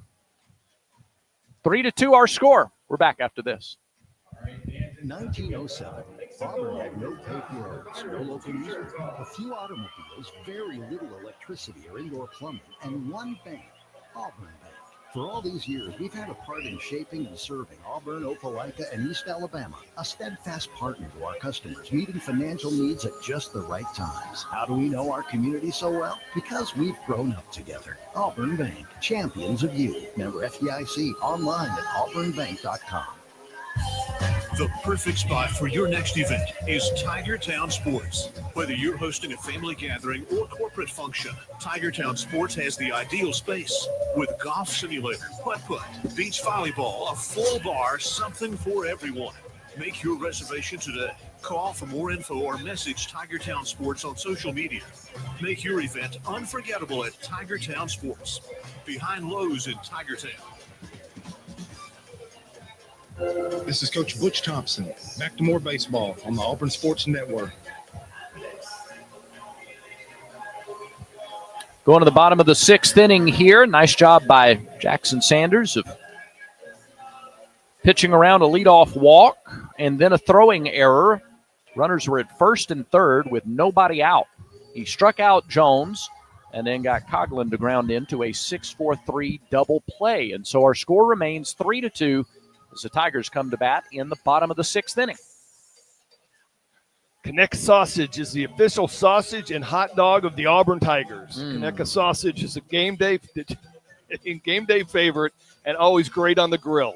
Pick up a pack at your local grocery store or visit the Conecuh gift shop in Evergreen, Alabama, off I-65 at exit 96. I heard you go, Yeah. Conecuh's delicious. Derek Bowles comes back on the mound for his second inning of work. Lefty finds the strike zone with a breaking ball at 77. Eric Guevara comes to the plate. 1 for 2 tonight. 1 for 4 last night. Found a double into the gap. Another soft breaking ball. Looked like it might have been a changeup at 74 from Bowles. Misses wide. A 1-1 count for Guevara, who spent most of the time last year with an ACL injury, but found his way back into the lineup. Fastball up and in, ties him up, and it's going to fall foul down the right field line. 86 and around the shoulders. Much different than the 74 down and away. But Butch Thompson has raved about Guevara. Said he hit 500 in the fall and spring combined, which is thoroughly impressive against an SEC pitching staff that you're seeing over and over and over again. Well, low center of gravity, really good core strength. A lot of power in the bat. Excellent defender. Here's the pitch from Foles. Breaking ball down out of the zone. Guevara's able to lay off. But, yeah, Butch has raved about this young man and his ability to come back. Felt like he played on about a 75% leg last year. Bowles comes set, long look, soft breaking ball, fouled back into the screen towards us. And again, the Auburn Tigers seem to be able to spoil some good pitches, stay in counts, and make this Holy Cross Crusader pitching staff work. As we said last inning, 4 of the 5 innings so far, Auburn's had the leadoff hitter on base. Eric trying to continue that streak. Bowles comes set, fastball misses down out of the zone. Takes us to a 3-2 count.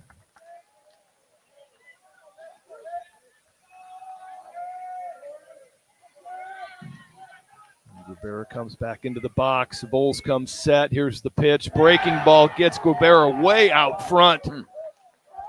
Big strikeout for the first out of the inning. Auburn trying to get back into this game, down 3-2, trailing and hit 6-3. Big breaking ball down in the zone. Guevara came out of his shoes trying to chase after it and just misses it for a big first out. It's 3 strikeouts now for Bowles. 3 of the 4 outs he's retired by strikeout. And he starts off Cade Ballou in a lefty-lefty matchup with fastball strike 1. Ballou 0 for 1 on the night. Got hit by a pitch. Popped up to shortstop. Got a stolen base. Again, filling up the box score. Bowles slider misses wide. Takes us to a 1-1 count. Cade Ballou was definitely the spark last night. Yeah. We've talked about it and his mom and all that he's going through, but this would be another big moment And it is a big moment. Cade Ballou gets a slider hanging, takes it to the warning track, and just caught by C.J. Egri. I thought I might have had a pre-call call. Well, I think on a lot of nights, the air is not quite as heavy, but it's a really humid, heavy. It's still even just looks a little foggy still, but it's been drizzling today. And I just think the air is heavy, and it knocked that ball down. You got to really blast it to get it out of the ballpark tonight. I think you are absolutely right. Little cold. Ball's just not seeming to fly because it looked like Ballou gave that one a pretty decent ride and ends up getting caught on the warning track. So that brings us Derek Fabian, 0 for 1 on the night with a walk. Takes a fastball wide of the plate. 2 for 4 last night, double RBI. Excuse me, a triple and an RBI. The left-handed Vols comes set. Change up down in the zone. Catches the bottom. Home plate umpire Michael Carroll calls that 1-1. 1-1 count, 2 outs. Nobody on base. Bulls come set.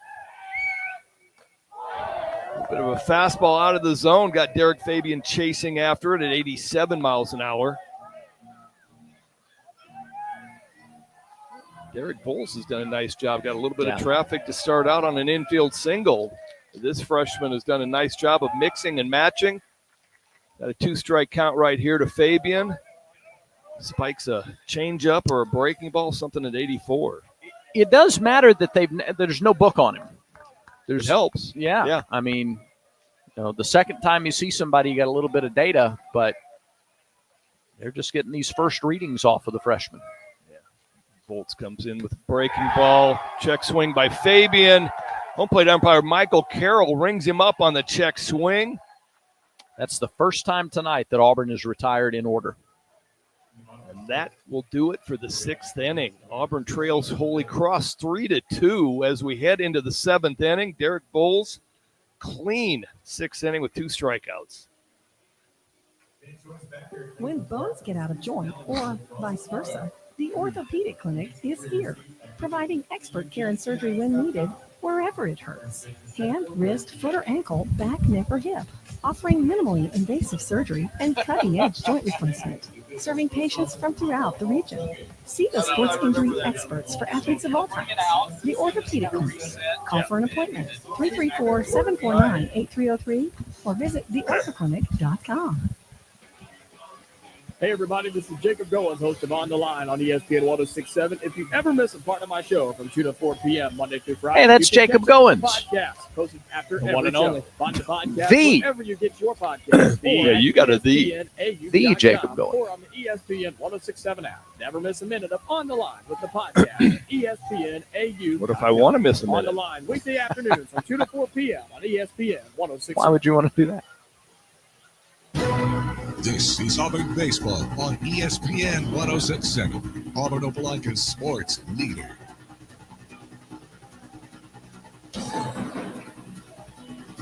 We're back here at Plainsman Park. Greg Olson with Brad Law. Holy Cross Crusaders 3-2 over the Auburn Tigers as we head into the top of the 7th. Jackson Sanders starts his 2nd inning of work, freshman left-hander, and he will get the top of the lineup in C.J. Egri, Sean Scanlon, and Chris Belargin. Those guys have done a little bit of damage. Egri hit a triple in the 5th inning. He's 1 for 3 on the night. Sanders really did a nice job of settling in, Brad. Walked the leadoff hitter, threw a ball into center field on a routine double play ball, and then settled in after that. Yeah, got a strikeout and a double play, and now he's on to try and work a clean 7th, keep Holy Cross right here at 3 runs. Egri stands in. He's 1 for 3, a triple and 2 strikeouts and a high chopper to short. Glove by Fabian. Toss across in time, 1 away. 1 pitch, 1 out in the 7th. SeatGeek is the official ticketing partner of Auburn Athletics. Whether you're buying or selling tickets to games or any other live event, SeatGeek is the place to do it. SeatGeek, expect the expected. Here is Sean Scanlon. He's the DH now. He was the starting pitcher tonight for the Crusaders. And he's backed up off the plate on an inside fastball, 1-0. I don't think he stayed in long enough to be in line for the win. Pitch caught the inside corner. So Arnold went after that inside corner both times. It's 1-1, and now the infield shifts over. Wind in the 1-1 pitch. Way outside, it's 2-1. Yeah, Scanlon tonight went 4 innings. Voles has pitched very well the last 2. Here's the 2-1 to Scanlon. Inside with a fastball, 3-1. You know what? This is one of those weird moments where Jackson Sanders' 90-mile-an-hour fastball looks a lot harder. Yeah, it does. Yeah, that's well said. 3-1 pitch. Yep, that's a strike, full count. It's a lot of effort, a lot of moving parts as he comes up and he gets firing towards home plate, but it just looks louder, it sounds louder than a 90-mile-an-hour fastball. Payoff pitch. Swing and a miss. He got him. Fastball inside. Sanders with his second strikeout. And that is 10 strikeouts for the Auburn pitchers on the night. K-Counter presented by Kia of Auburn. Well, you're always number 1. 10 strikeouts last night, 10 so far tonight, 2 away in the 7th. Sanders to Balargian. Strike on the outer edge. 3 runs on 6 hits, no errors for Holy Cross. For Auburn, 2 runs, 3 hits, and 3 errors, 0-1. High chopper. Sanders fields it at the back of the mound, soft toss to first in time, and that is an easy 1-2-3 inning for the freshman. 3 up, 3 down, go the Crusaders for just the second time tonight. And it's time for the 7th inning stretch with our score at Plainsman Park. Holy Cross 3, Auburn 2. 4 Seasons Federal Credit Union.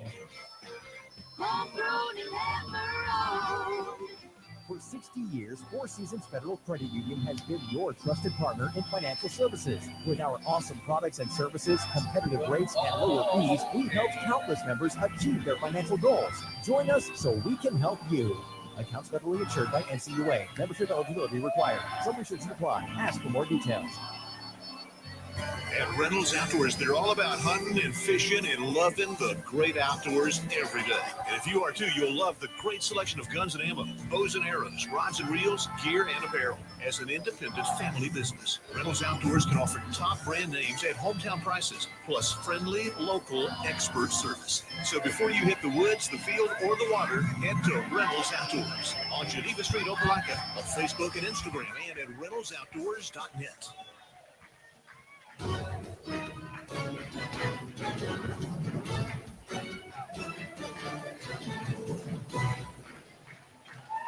Back at Plainsman Park, time to try to figure out Derek Voles here. He's come in, the freshman, out of the bullpen for Holy Cross. He gave up a leadoff single.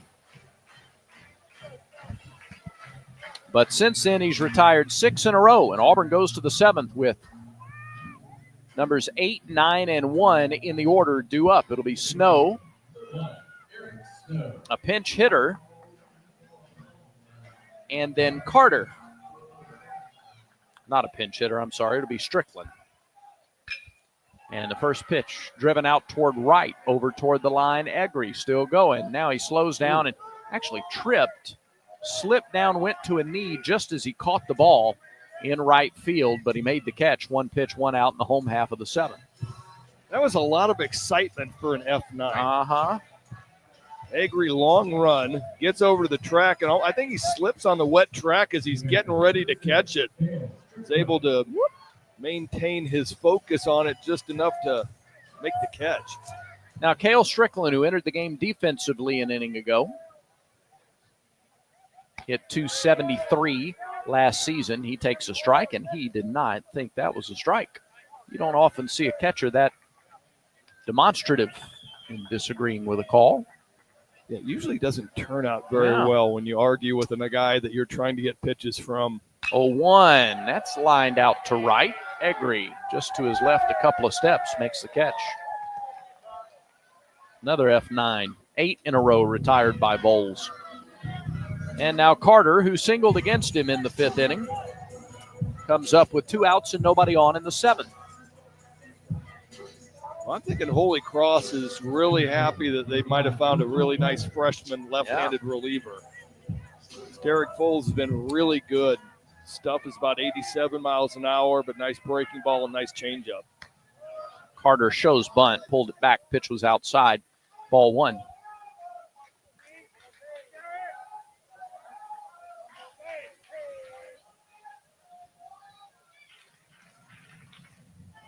Carter waits, the 1-0. Down and in. 2 balls, no strikes. Carter has 2 hits tonight. He has 2 stolen bases, and he has scored both of the Auburn runs.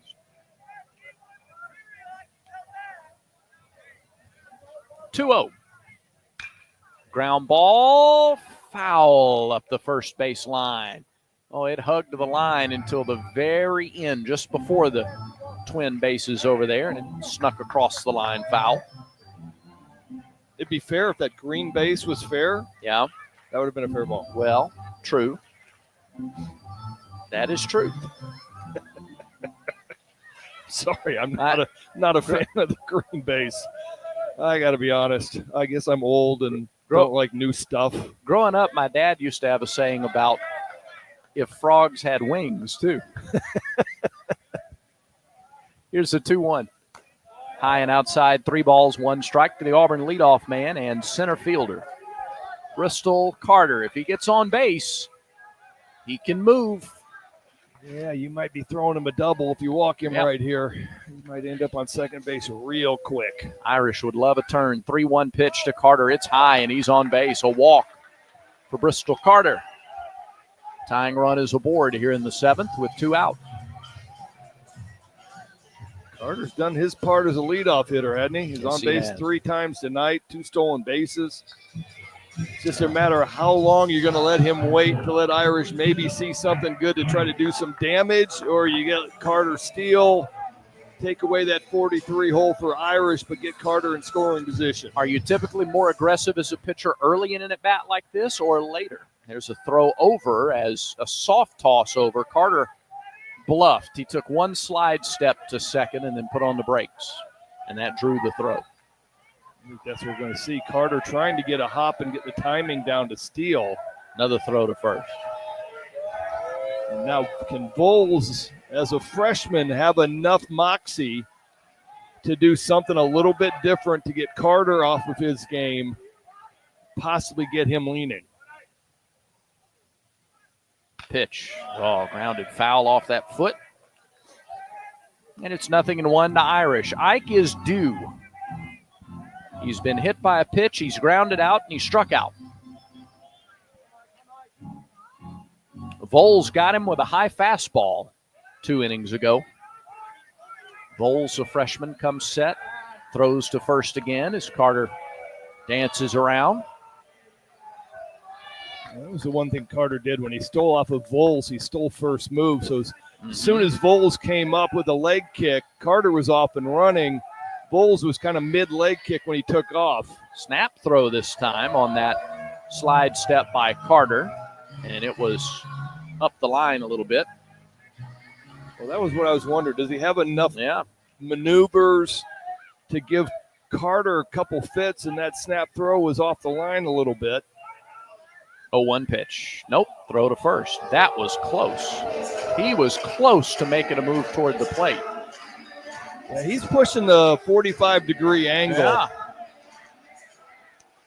And Carter over at first base looked at the first base umpire asking. Tying run at first, the pitch. Caught the inside corner. Boy, Ike didn't agree with that. We got everybody a little frustrated right now. Carter's thinking it's a balk. Irish arguing balls and strikes. It's a big strike zone, and it has been. It's been a big strike zone all night long. But now Irish back against the wall. 0-2, the pitch. Missed low and away, and Carter takes second. No throw. A little bit of a delay steal by Carter. He's got his 3rd stolen base of the game, and he's in scoring position. That's exactly what it was, Brad. A little delayed steal. We let that ball almost get to the catcher and took off running. The middle infield didn't move, didn't react. Base hit ties the game. 1-2 pitch. Gets away from the catcher in the dirt. Bounces all the way to the left. Here comes Carter. He's going to score. Wait a minute. No, they're going to hold him up. Michael Carroll, the home plate umpire, sends him back. And he is hearing it from this Plainsman Park crowd. And Butch Thompson comes out, arms folded, to ask for an explanation. The ball was in the dirt. It kicked high away from Coughlin. Ball got into the dugout. Yeah. So runner only gets one base from the mound. Even if he's already past third. Yes. Okay. One from the mound, two from the field is the adage. This ball, and Holy Cross got really lucky because there was no way that Van Coughlin was getting to that ball. Oh, Carter was going to score from second on a pass ball. Carter was halfway home. Yeah. He was halfway or more home. He was 50 feet down the line. Yeah. Oh, no, there was no play at home plate. Holy Cross got lucky. That ball just trickled into the dugout because if it stays in play, Carter stands up, walks into home plate standing up on a wild pitch from second base.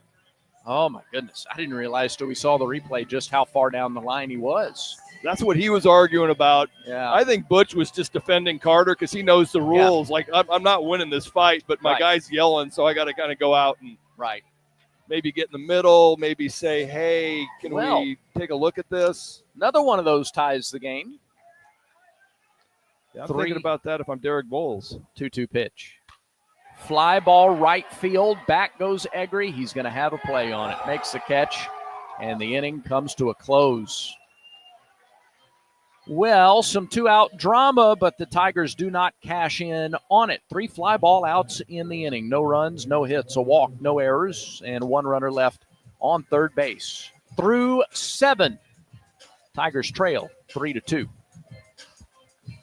Hip pain is not to be taken lightly. It could be a sign of hip impingement. If pain, stiffness, or limping persists, see a hip specialist at the orthopedic clinic.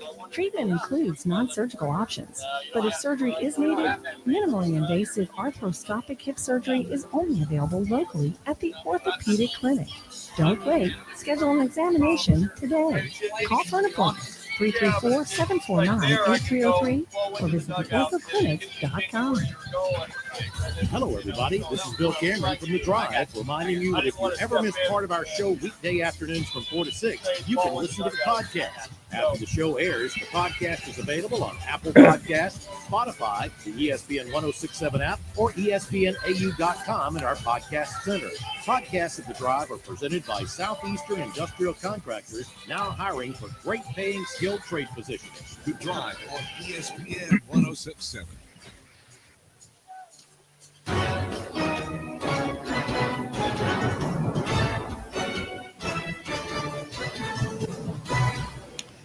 Eighth inning at Plainsman Park. We've got a 1-run ball game. Auburn trails Holy Cross 3-2. Crusaders trying to even up the series. Tigers trying to win it. Jackson Sanders back out there for his third inning of work. Had a 1-2-3 7th, so we'll see if he can work the 8th as well. He's got the middle third of the order due up. Royer, King, and Cooney. Auburn baseball brought to you in part by East Alabama Health. They are happy to provide first aid care at Plainsman Park and every home Auburn athletics event. First pitch swinging, foul ball right side. Look out into the crowd in front of the 984 club. It's strike 1 to Royer. That's the first one of those ever. 0-1. Outside, 1 ball, 1 strike. Royer has singled, grounded out, and struck out. The 1-1 pitch, missed outside, 2-1. Royer was 1 for 3 last night. He's 1 for 3 tonight. Tomorrow's series finale gets going at 1 o'clock. We're on the air at 12:45. 2-1 pitch. Outside, it's 3-1. Are you on the air with Mr. Voice? Yes, I join Andy on the call tomorrow. Andy Burcham makes his 2025 baseball debut tomorrow. 3-1 pitch. Outside, ball 4. Leadoff walk to Royer. Parker Carlson is in the Auburn bullpen. It's much like the beginning of Jackson Sanders' career, leadoff walk in the 6th inning, and then made an unfortunate error, but settled in after that, went 5 up, 5 down until that 5-pitch walk.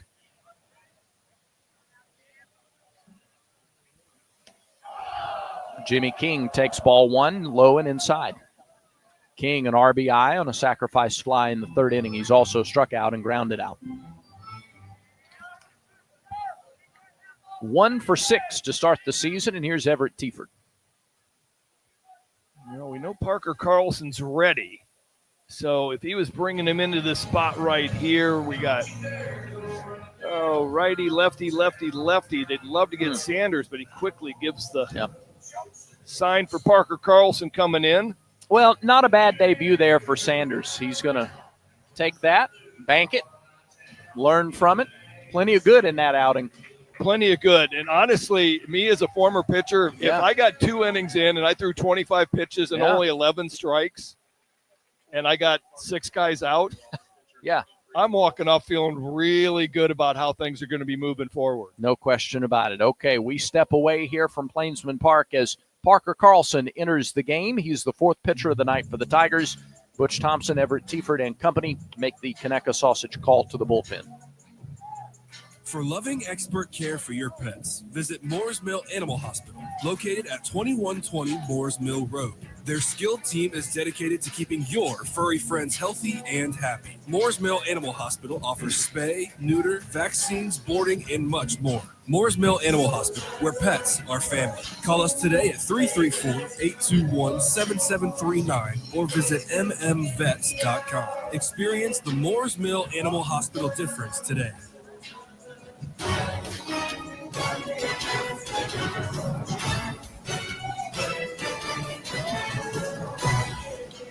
Parker Carlson is on for his 2025 debut. Man, time flies. He's already a senior. Feels like he just got here. Carlson from Mobile Faith Academy, 6'2", 192.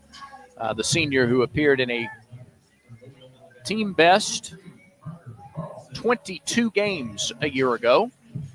In his career, he's 5-4 with a 5.89 earned run average. 42 career games, 47 in the 3rd innings pitched, 51 hits, 31 earned runs, 31 walks, 53 strikeouts. Team's hitting .270 against Parker Carlson for his career.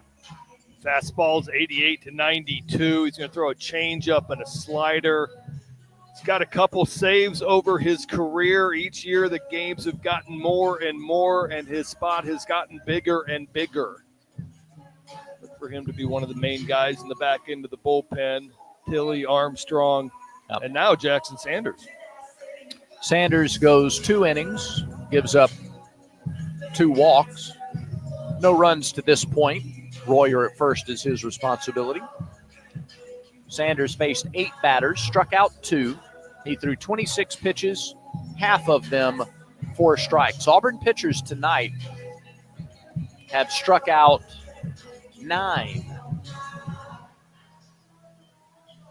I thought we said 10 earlier, but apparently it's 10. Yeah, I did say 10. Did they take one away? Apparently. Game 2 of the season. Again, game 3 tomorrow, 1 o'clock. And then 2 midweek games for the Tigers next week. Tuesday and a Wednesday game for you to come and check out the newly renovated Plainsman Park. Troy is in town Tuesday night. North Alabama Wednesday. Be on the lookout for game time announcements on those. Here is King. Carlson deals. First pitch is high, ball 1, or ball 2, because Carlson entered the game on a 1-0 count.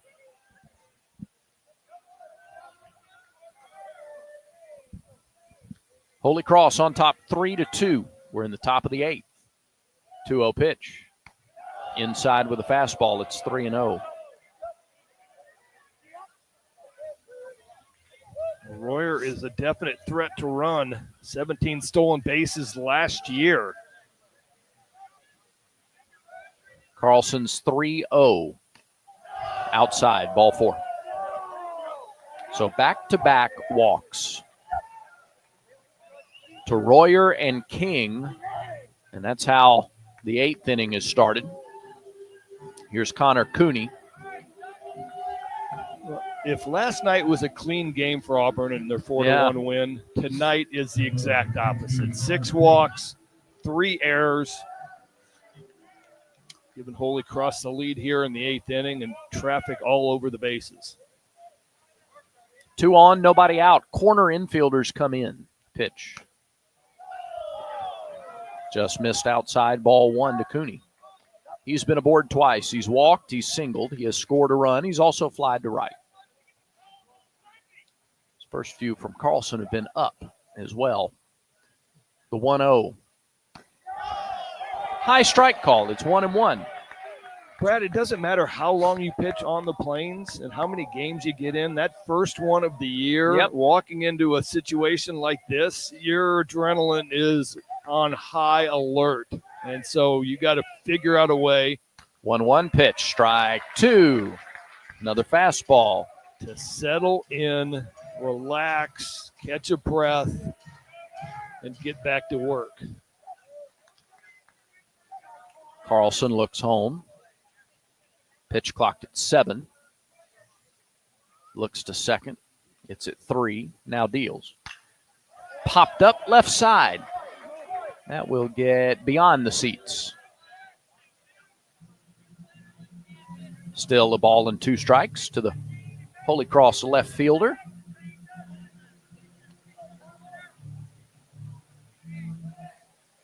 There's another veteran presence in this older lineup for Holy Cross. 1-2. Just missed a little bit outside, maybe a little high, although the high strike's been there. I think that was a little out. Crowd wanted it. It's 2-2 to Cooney. Carlson looks to second, quickly comes home. Breaking ball, called strike 3. He froze Cooney. Big first out here in the 8th. A lot of fastballs, steady diet of fastballs, and then he threw him the off-speed pitch. Little backup slider. Freezes Cooney for a big first out. That's the 10th strikeout of the game. There you go. We were being clairvoyant. Here's Grundy. Double play gets you out of the inning. Carlson spins around, throws to second. Little soft toss there. Royer is back. Royer at second. King at first. 1 away. Top of the 8th inning. 3-2. Crusaders have the lead. They've out-hit Auburn tonight 6-3. Tigers have made 3 errors. Off-speed pitch misses low. 1 ball, no strikes.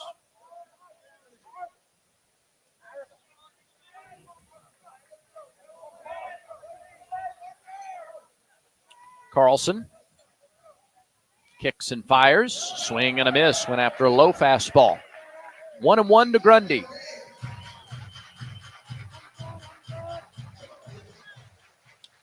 Carlson appeared in 5 games his freshman year, 2022. Picked up a win in a 3-inning outing against Rhode Island that season. 1-1. Line hard. Caught by McMurray. They'll double the runner off first. A line drive that Cooper caught just a couple of inches off the dirt, off the bat of Grundy. And King was off the bag, breaking to second, trying to score if it got by McMurray. And it was an easy double up at first base to get out of the inning. How about that? Back-to-back walks to start the inning, turned away. No runs, no hits, no errors. 1 runner left. To the bottom of the 8th we go. Still 3-2 Holy Cross. Do you live in Lee County? You are eligible for a Max Credit. Working in Lee County? You are eligible for a Max Credit. Listening to this radio ad right now? 99% chance you are eligible to have a Max Credit. At Max Credit, you live, work, worship, or attend school in Lee or one of our 26 other counties. You are eligible to open an account with Max. Come see us in Auburn or Opelika, or get started now at mymax.com. Some restrictions apply. The Gooch Performing Arts Center at Auburn University is Alabama's premier destination for the arts. I know where it Bringing you is. The very best of Broadway. I know where it is. dance, That's the first part. music, and more. Left me for a long time on that one. Sure did. And see the calendar of events I guess Brad's not coming back, so welcome back to FCC Network. How much water did he drink? center.auburn.edu. That Or camel. call the box office 334-844-TIXS.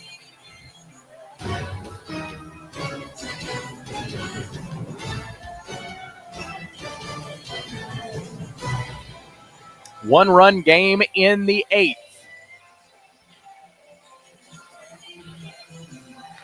Three to 2, Holy Cross on top. They weren't waving at me. They weren't waving at they were waving at me. That was our old manager when I played here, Richard French. There we go. is in the house. Here is Lucas Steele.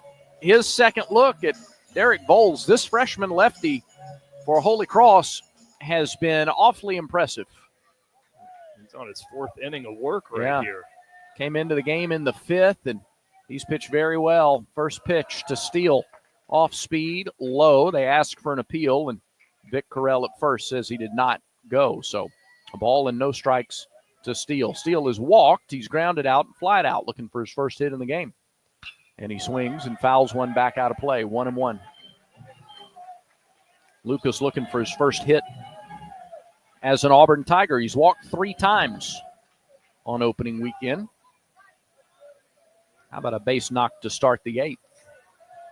Here's the 1-1 from Bowles. Low, 2 balls, 1 strike.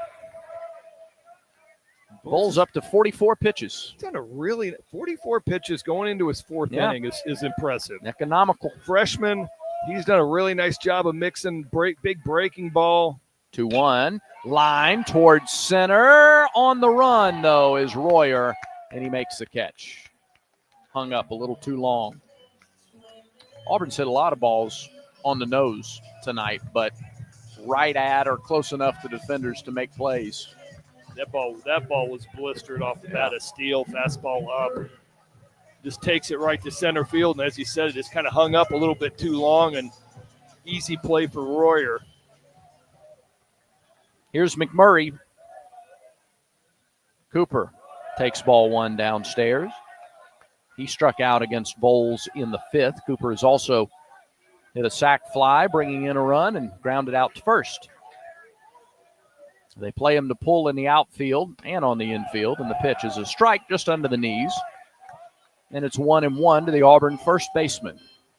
Well, the question is Cooper McMurray going to go hunting for this slider that he struck out on in the 5th? He's already seen 2 of them right here. If he goes hunting and gets one to hit. 1-1, way outside, 2-1. And that was Derek Bowles, the freshman, going, I don't like this fastball to Cooper McMurray, and pulled it about 4 feet wide.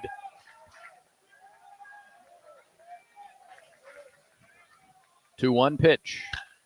Fly ball toward right center. Royer on the run. No play for the center fielder. It bounces and gets all the way to the wall, and McMurray winds up at second with a stand-up double. A 1-out double for Cooper McMurray. And the Tigers have a runner in scoring position. Tying run in scoring position here in the 8th with 1 out. Well, McMurray got that slider that I was wondering about. Gets out there, actually a pretty good pitch. Gets out to the outside corner and hooks it into right center. And it didn't look like much. I mean, Steele's ball was hit a whole lot harder. Yeah. I thought Royer was going to get to that. I thought it was going to hang up, and he and the right fielder, Egri, met, and the ball just dropped right in front of him, not 2 feet. And that'll be the end of the day for Bowles. And he gets a nice hand from the Holy Cross fans, friends and family that have traveled in to watch their team this weekend. That's a good outing for Bowles. Not only did he keep Auburn off the scoreboard to this point, other than the 1 run that scored on the balk, beg your pardon, but he saved some other arms. He got him 3 and a third innings of work. And so another pitching change, another Pepper Tree pitching change for Holy Cross.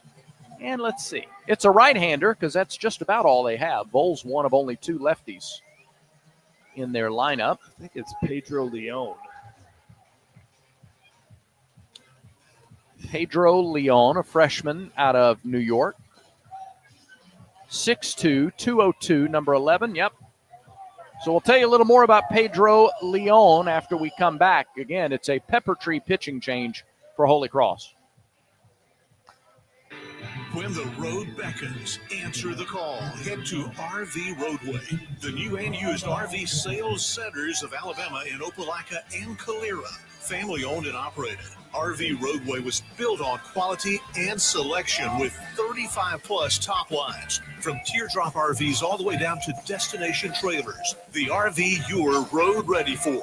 With 2 Alabama locations, Opelika and Calera. Take life on the road with RV Roadway.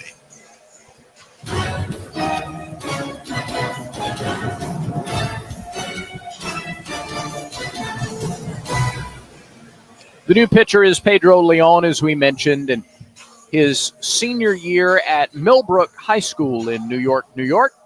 He was 4-4, 55 and 2/3 innings, 85 strikeouts in 55 and 2/3 innings, and an earned run average of 2.38. Yeah, the freshman's going to feature fastball 90 to 92, big 12-6 overhand curveball. And he's going to throw a changeup as well. But Ed Kahovic, the head coach for Holy Cross, spoke glowingly of his freshman reliever so far, and Derek Vols lived up to the part. Now we see Pedro Leon coming into a big save situation right here. Yeah, powerful 6'2", right-handed frame. Going through his warm-up tosses. Can he hit the strike zone consistently? That'll be the question. Against the righty, Scanlon, Auburn did not strike out in 4 innings. Vols in 3 1/3, a run on 2 hits, a walk, and 4 strikeouts. He also threw a wild pitch and balked. 49 pitches for Vols, 30 of them strikes. We're going to have a pinch runner for Cooper McMurray out at second base. My eyes aren't that good. I can't see. Mine aren't either. Let's see. 2. Chris Rembert comes in the game to pinch run. Rembert, a highly touted freshman.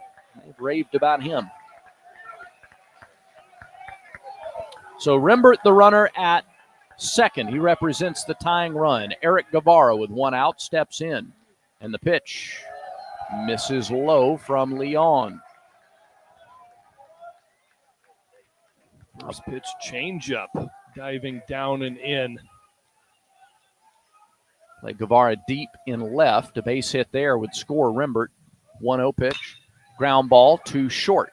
Backing up, King. Fielding, King. Threw him out. 2 away. And now we'll see if Cade Ballou can come out or come up with a 2-out hit. 2-out hits have been tough to come by in this game. The 2 teams are a combined 0 for 12 with 2 outs. That's another nice catch by you, Brad. Thanks. I mean, it's been a quiet game. We got 1 run scored via balk. Yeah. Not a whole lot of things getting done. McMurray scores 1 on a sac fly. Another sac fly by their guys. Yeah, it's been balks and sac flies for the most part tonight. Here's Ballou, first pitch to him.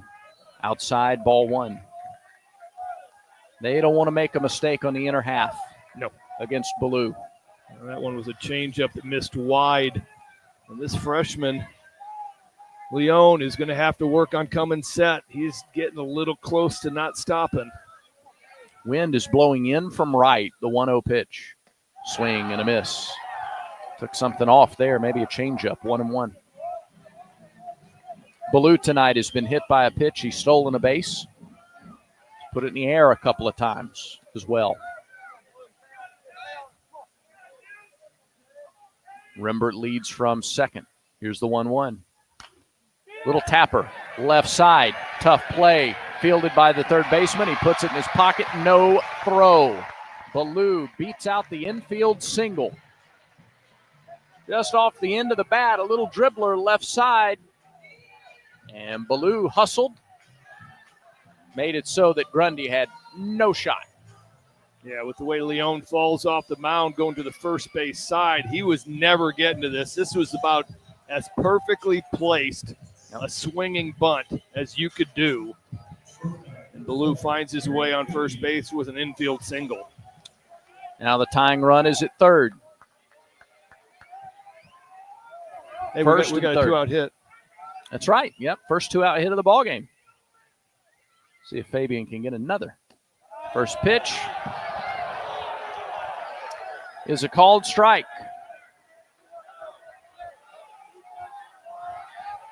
Fans thought it was low.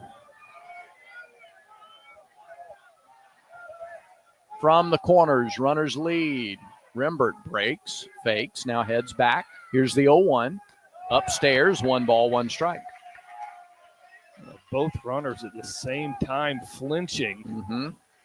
And Leon does a nice job of not buying into it at all. Rembert getting down the line at third.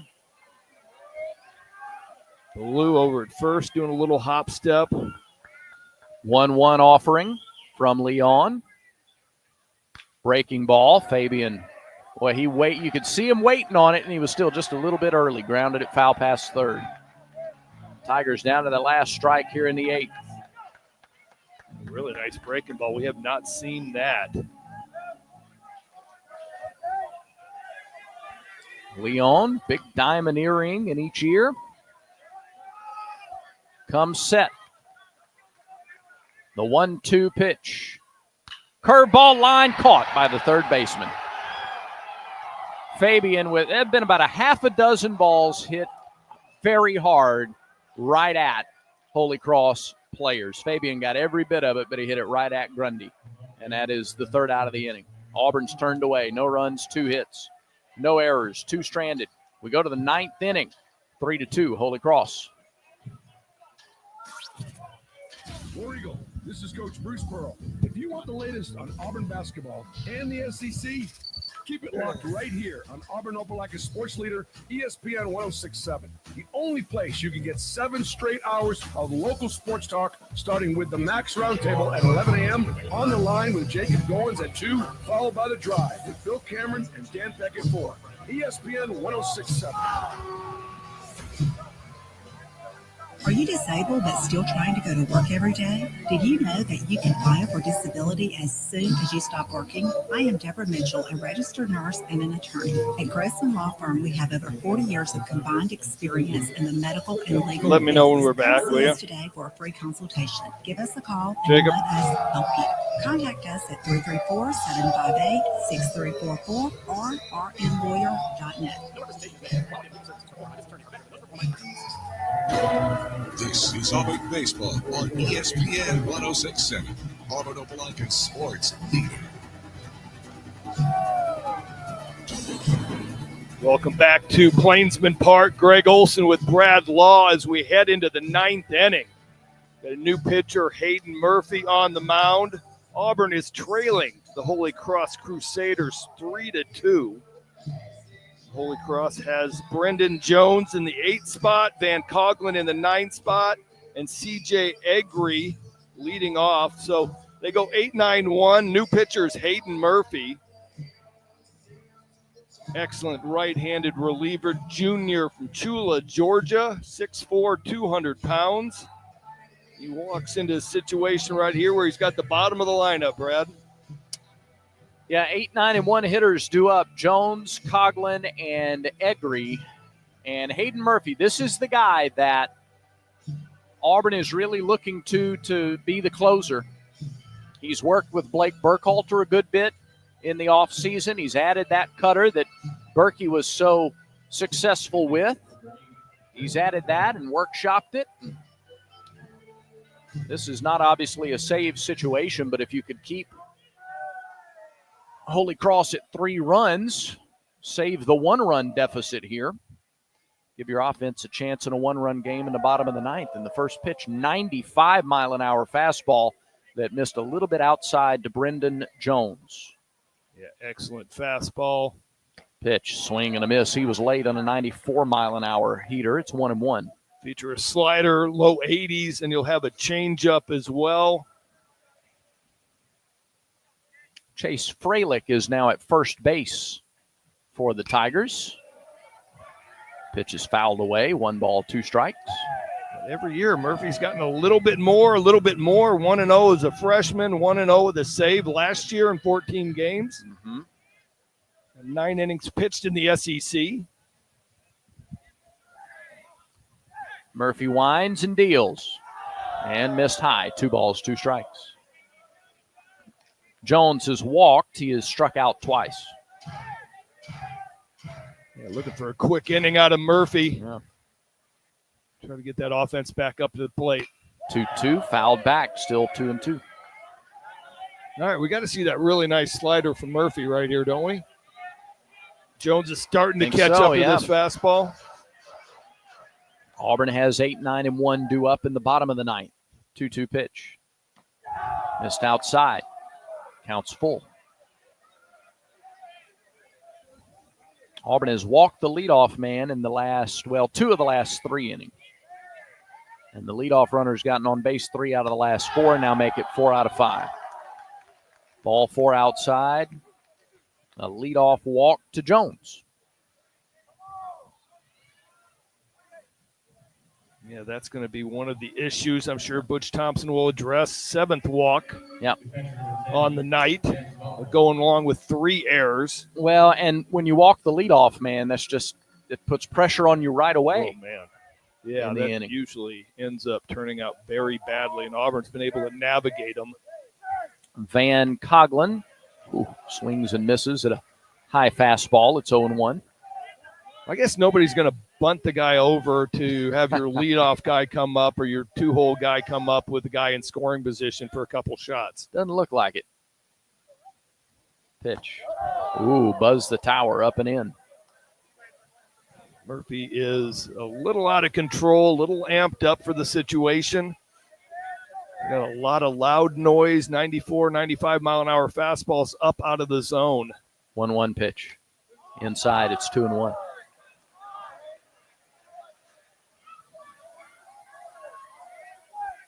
Three runs, 6 hits for Holy Cross. 2 runs, 5 hits, 3 errors for Auburn. There's a swing and a miss. I wonder if that was the cutter, or did he just take something off the fastball? I don't know if he wound down to take a little something off to try to throw a strike down in the zone. Here's the 2-2. Got him swinging. He blew that one by him at 94. Murphy gets his first strikeout.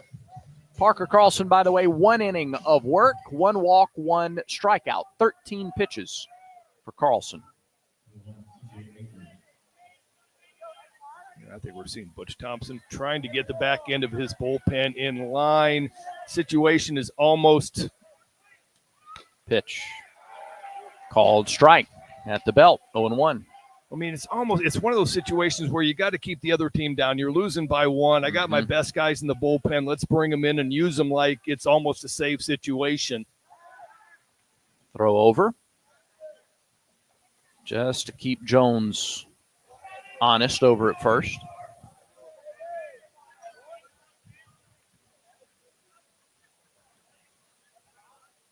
Murphy's 0-1. Check swing. Oh, they appeal to first. Say he didn't go. So it's a ball and a strike. We're sitting there and we've been talking about Holy Cross and how they've continued to evolve over the last couple of years.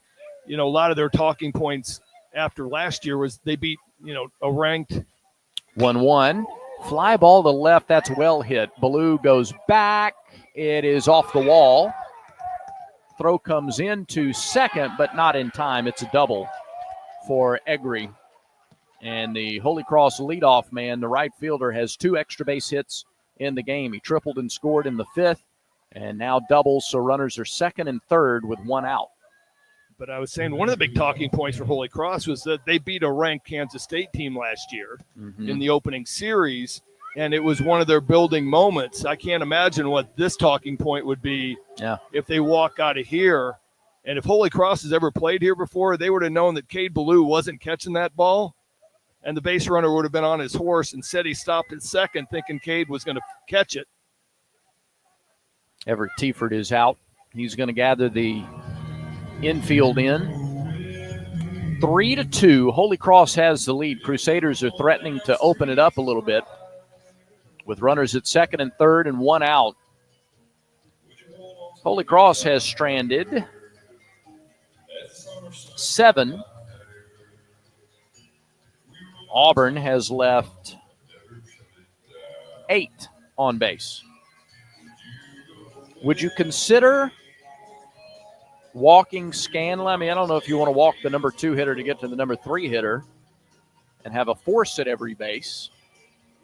Well, you got one thing is Scanlon's the preseason Patriot League Player of the Year. So you got one their best player coming up. He's a lefty. Hayden Murphy's a righty. I got an open base. Now you're either going pitch carefully.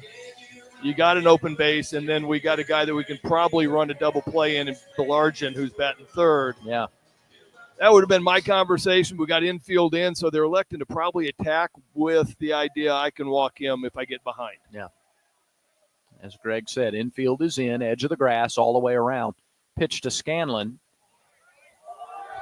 Missed the outside corner. 1 ball, no strikes. Well, the high strike has been there tonight, but the corners have not. Yeah. It's been very consistent. I have not had one complaint. I haven't had one pitch where I went, ooh. The 1-0. High fly ball right field. Irish back, makes the catch near the track. Runners tagged from second and third. Scoring from third is Jones, and Holy Cross extends its lead. It's now 4-2 Crusaders. That leadoff walk comes home to score. I've got to be honest. I think Scanlon's quietness and lack of doing anything offensively up to this point, 0 for 3 last night, 0 for 2 tonight with a couple of walks, very quiet contact. Yeah. Kind of baited them into going, we can attack him right here. He's not swinging well. Belargin, the batter. Ground ball towards second. Nice stop. Made at second by Snow going to his right. Made the pick and then made the throw, and that's the end of the inning. But a run on 1 hit and a sac fly. No errors and 1 runner left on base for Holy Cross. We go to the bottom of the 9th inning. Last chance. Tigers need 2 to tie it and 3 to win it. Don't go away. Sip, spike, put. Step up your games at Tigertown Sports, home of unmatched fun and sports entertainment for everyone. From a classic round of miniature golf to beach volleyball, a high-definition golf simulator, and more. With so many ways to play and win. Make Tigertown Sports your fun and games destination behind Lowe's in Tigertown. See all the attractions and make reservations at TigertownSports.com.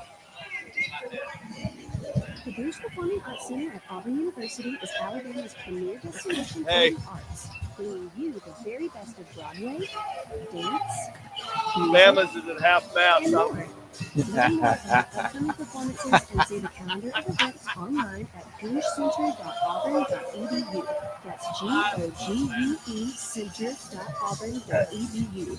Or call the box office 334. I love being petty about stuff like that. That's pretty. I love it. All right.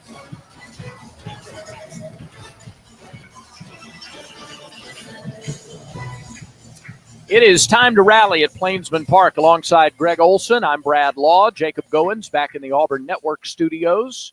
We go to the bottom of the 9th inning. Tigers trail 4-2. Auburn needs 2 runs to tie it up, 3 runs to win it. And the Tigers will have Snow, Strickland, and Bristol Carter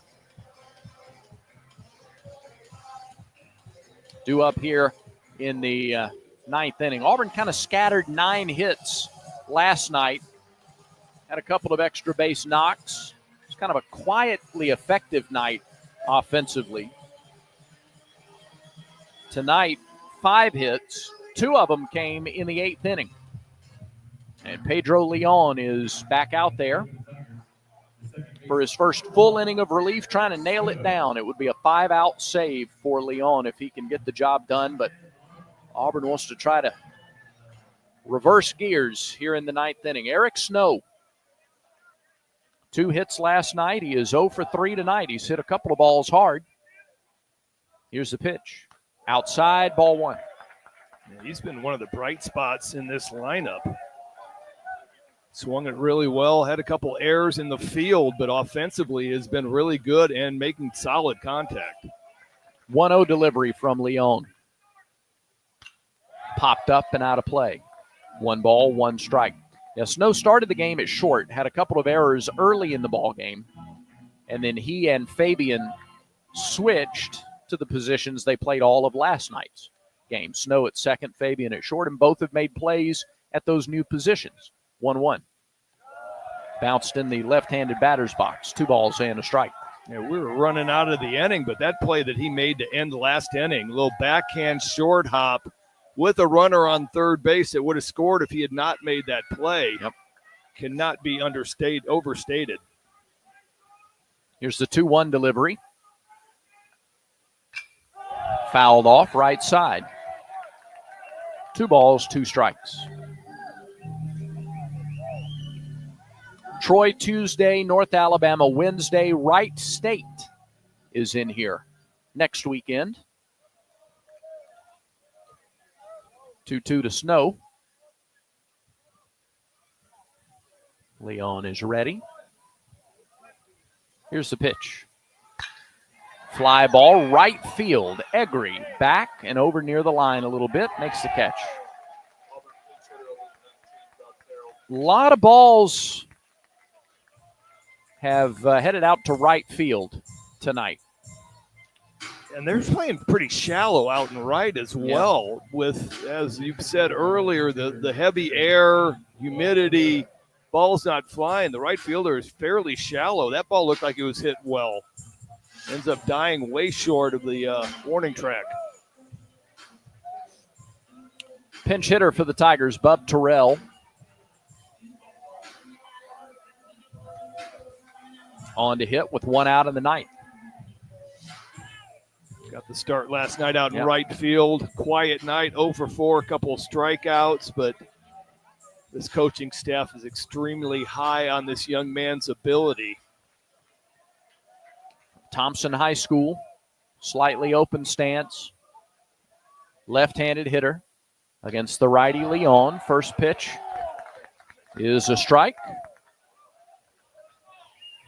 some point, they're going to get a little predictable, but that's about the third or fourth first pitch changeup from Leon. Here's the 0-1. That's downstairs. 1 ball, 1 strike. Tigers down to the last 2 outs. With all the changeups that we saw last night that were really good coming from Holy Cross, they're trying to do the same thing that frustrated Terrell. A lot of changeups and off-speed pitches. Here's the 1-1. Popped up. Left side, foul territory. Grundy over near the line. That's going to get pushed all the way to the first row of the seats. It just kept carrying and carrying. A ball and 2 strikes the count as we pause. 10 seconds for station identification on the Auburn Sports Network. ESPN 1067, WGZZ HD3 Waverly, and W294AR Auburn Opelika. 1 ball, 2 strikes on Terrell.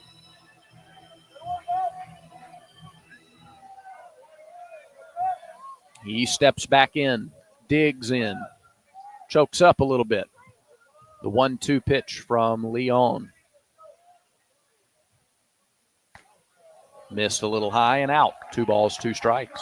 Tell you what, that 1 run that Holy Cross got in the top of the ninth is such a huge piece. For me as a closer, an old closer, man, 3-2 lead, okay, this is stressful. 4-2 lead, I got a little wiggle room. The righty with 5 on the pitch clock deals. Missed high with a breaking ball. Terrell might swing at that last night.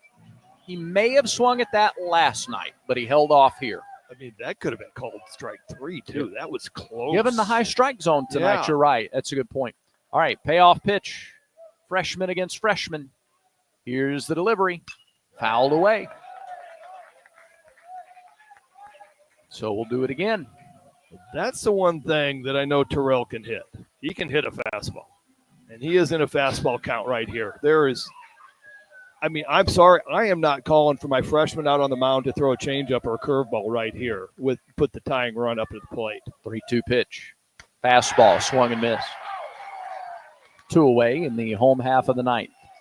Well, he threw the fastball, and he placed it well. Placed it inside on the inner half.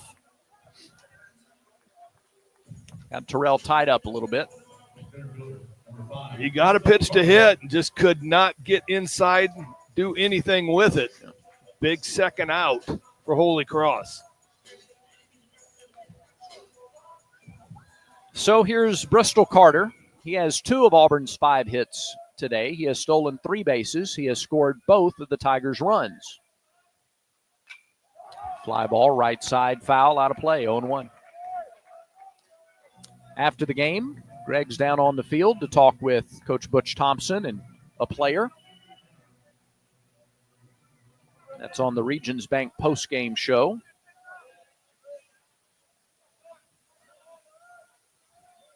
The 0-1 to Carter. Here it is. Shows bunt, pulls back, takes a strike. It's 0-2. So Auburn down to its last strike. I don't know if he was looking to bunt so much as just taking a strike right there. In an odd situation. I mean, I would have expected it to do that 0-0, not 0-1. Here's the 0-2. Breaking ball called strike 3. And Leon retires the side in order in the ninth, striking out the final 2 batters. That's an impressive outing from the freshman. And Auburn falls in game 2 of the season. This ties the series at a game apiece.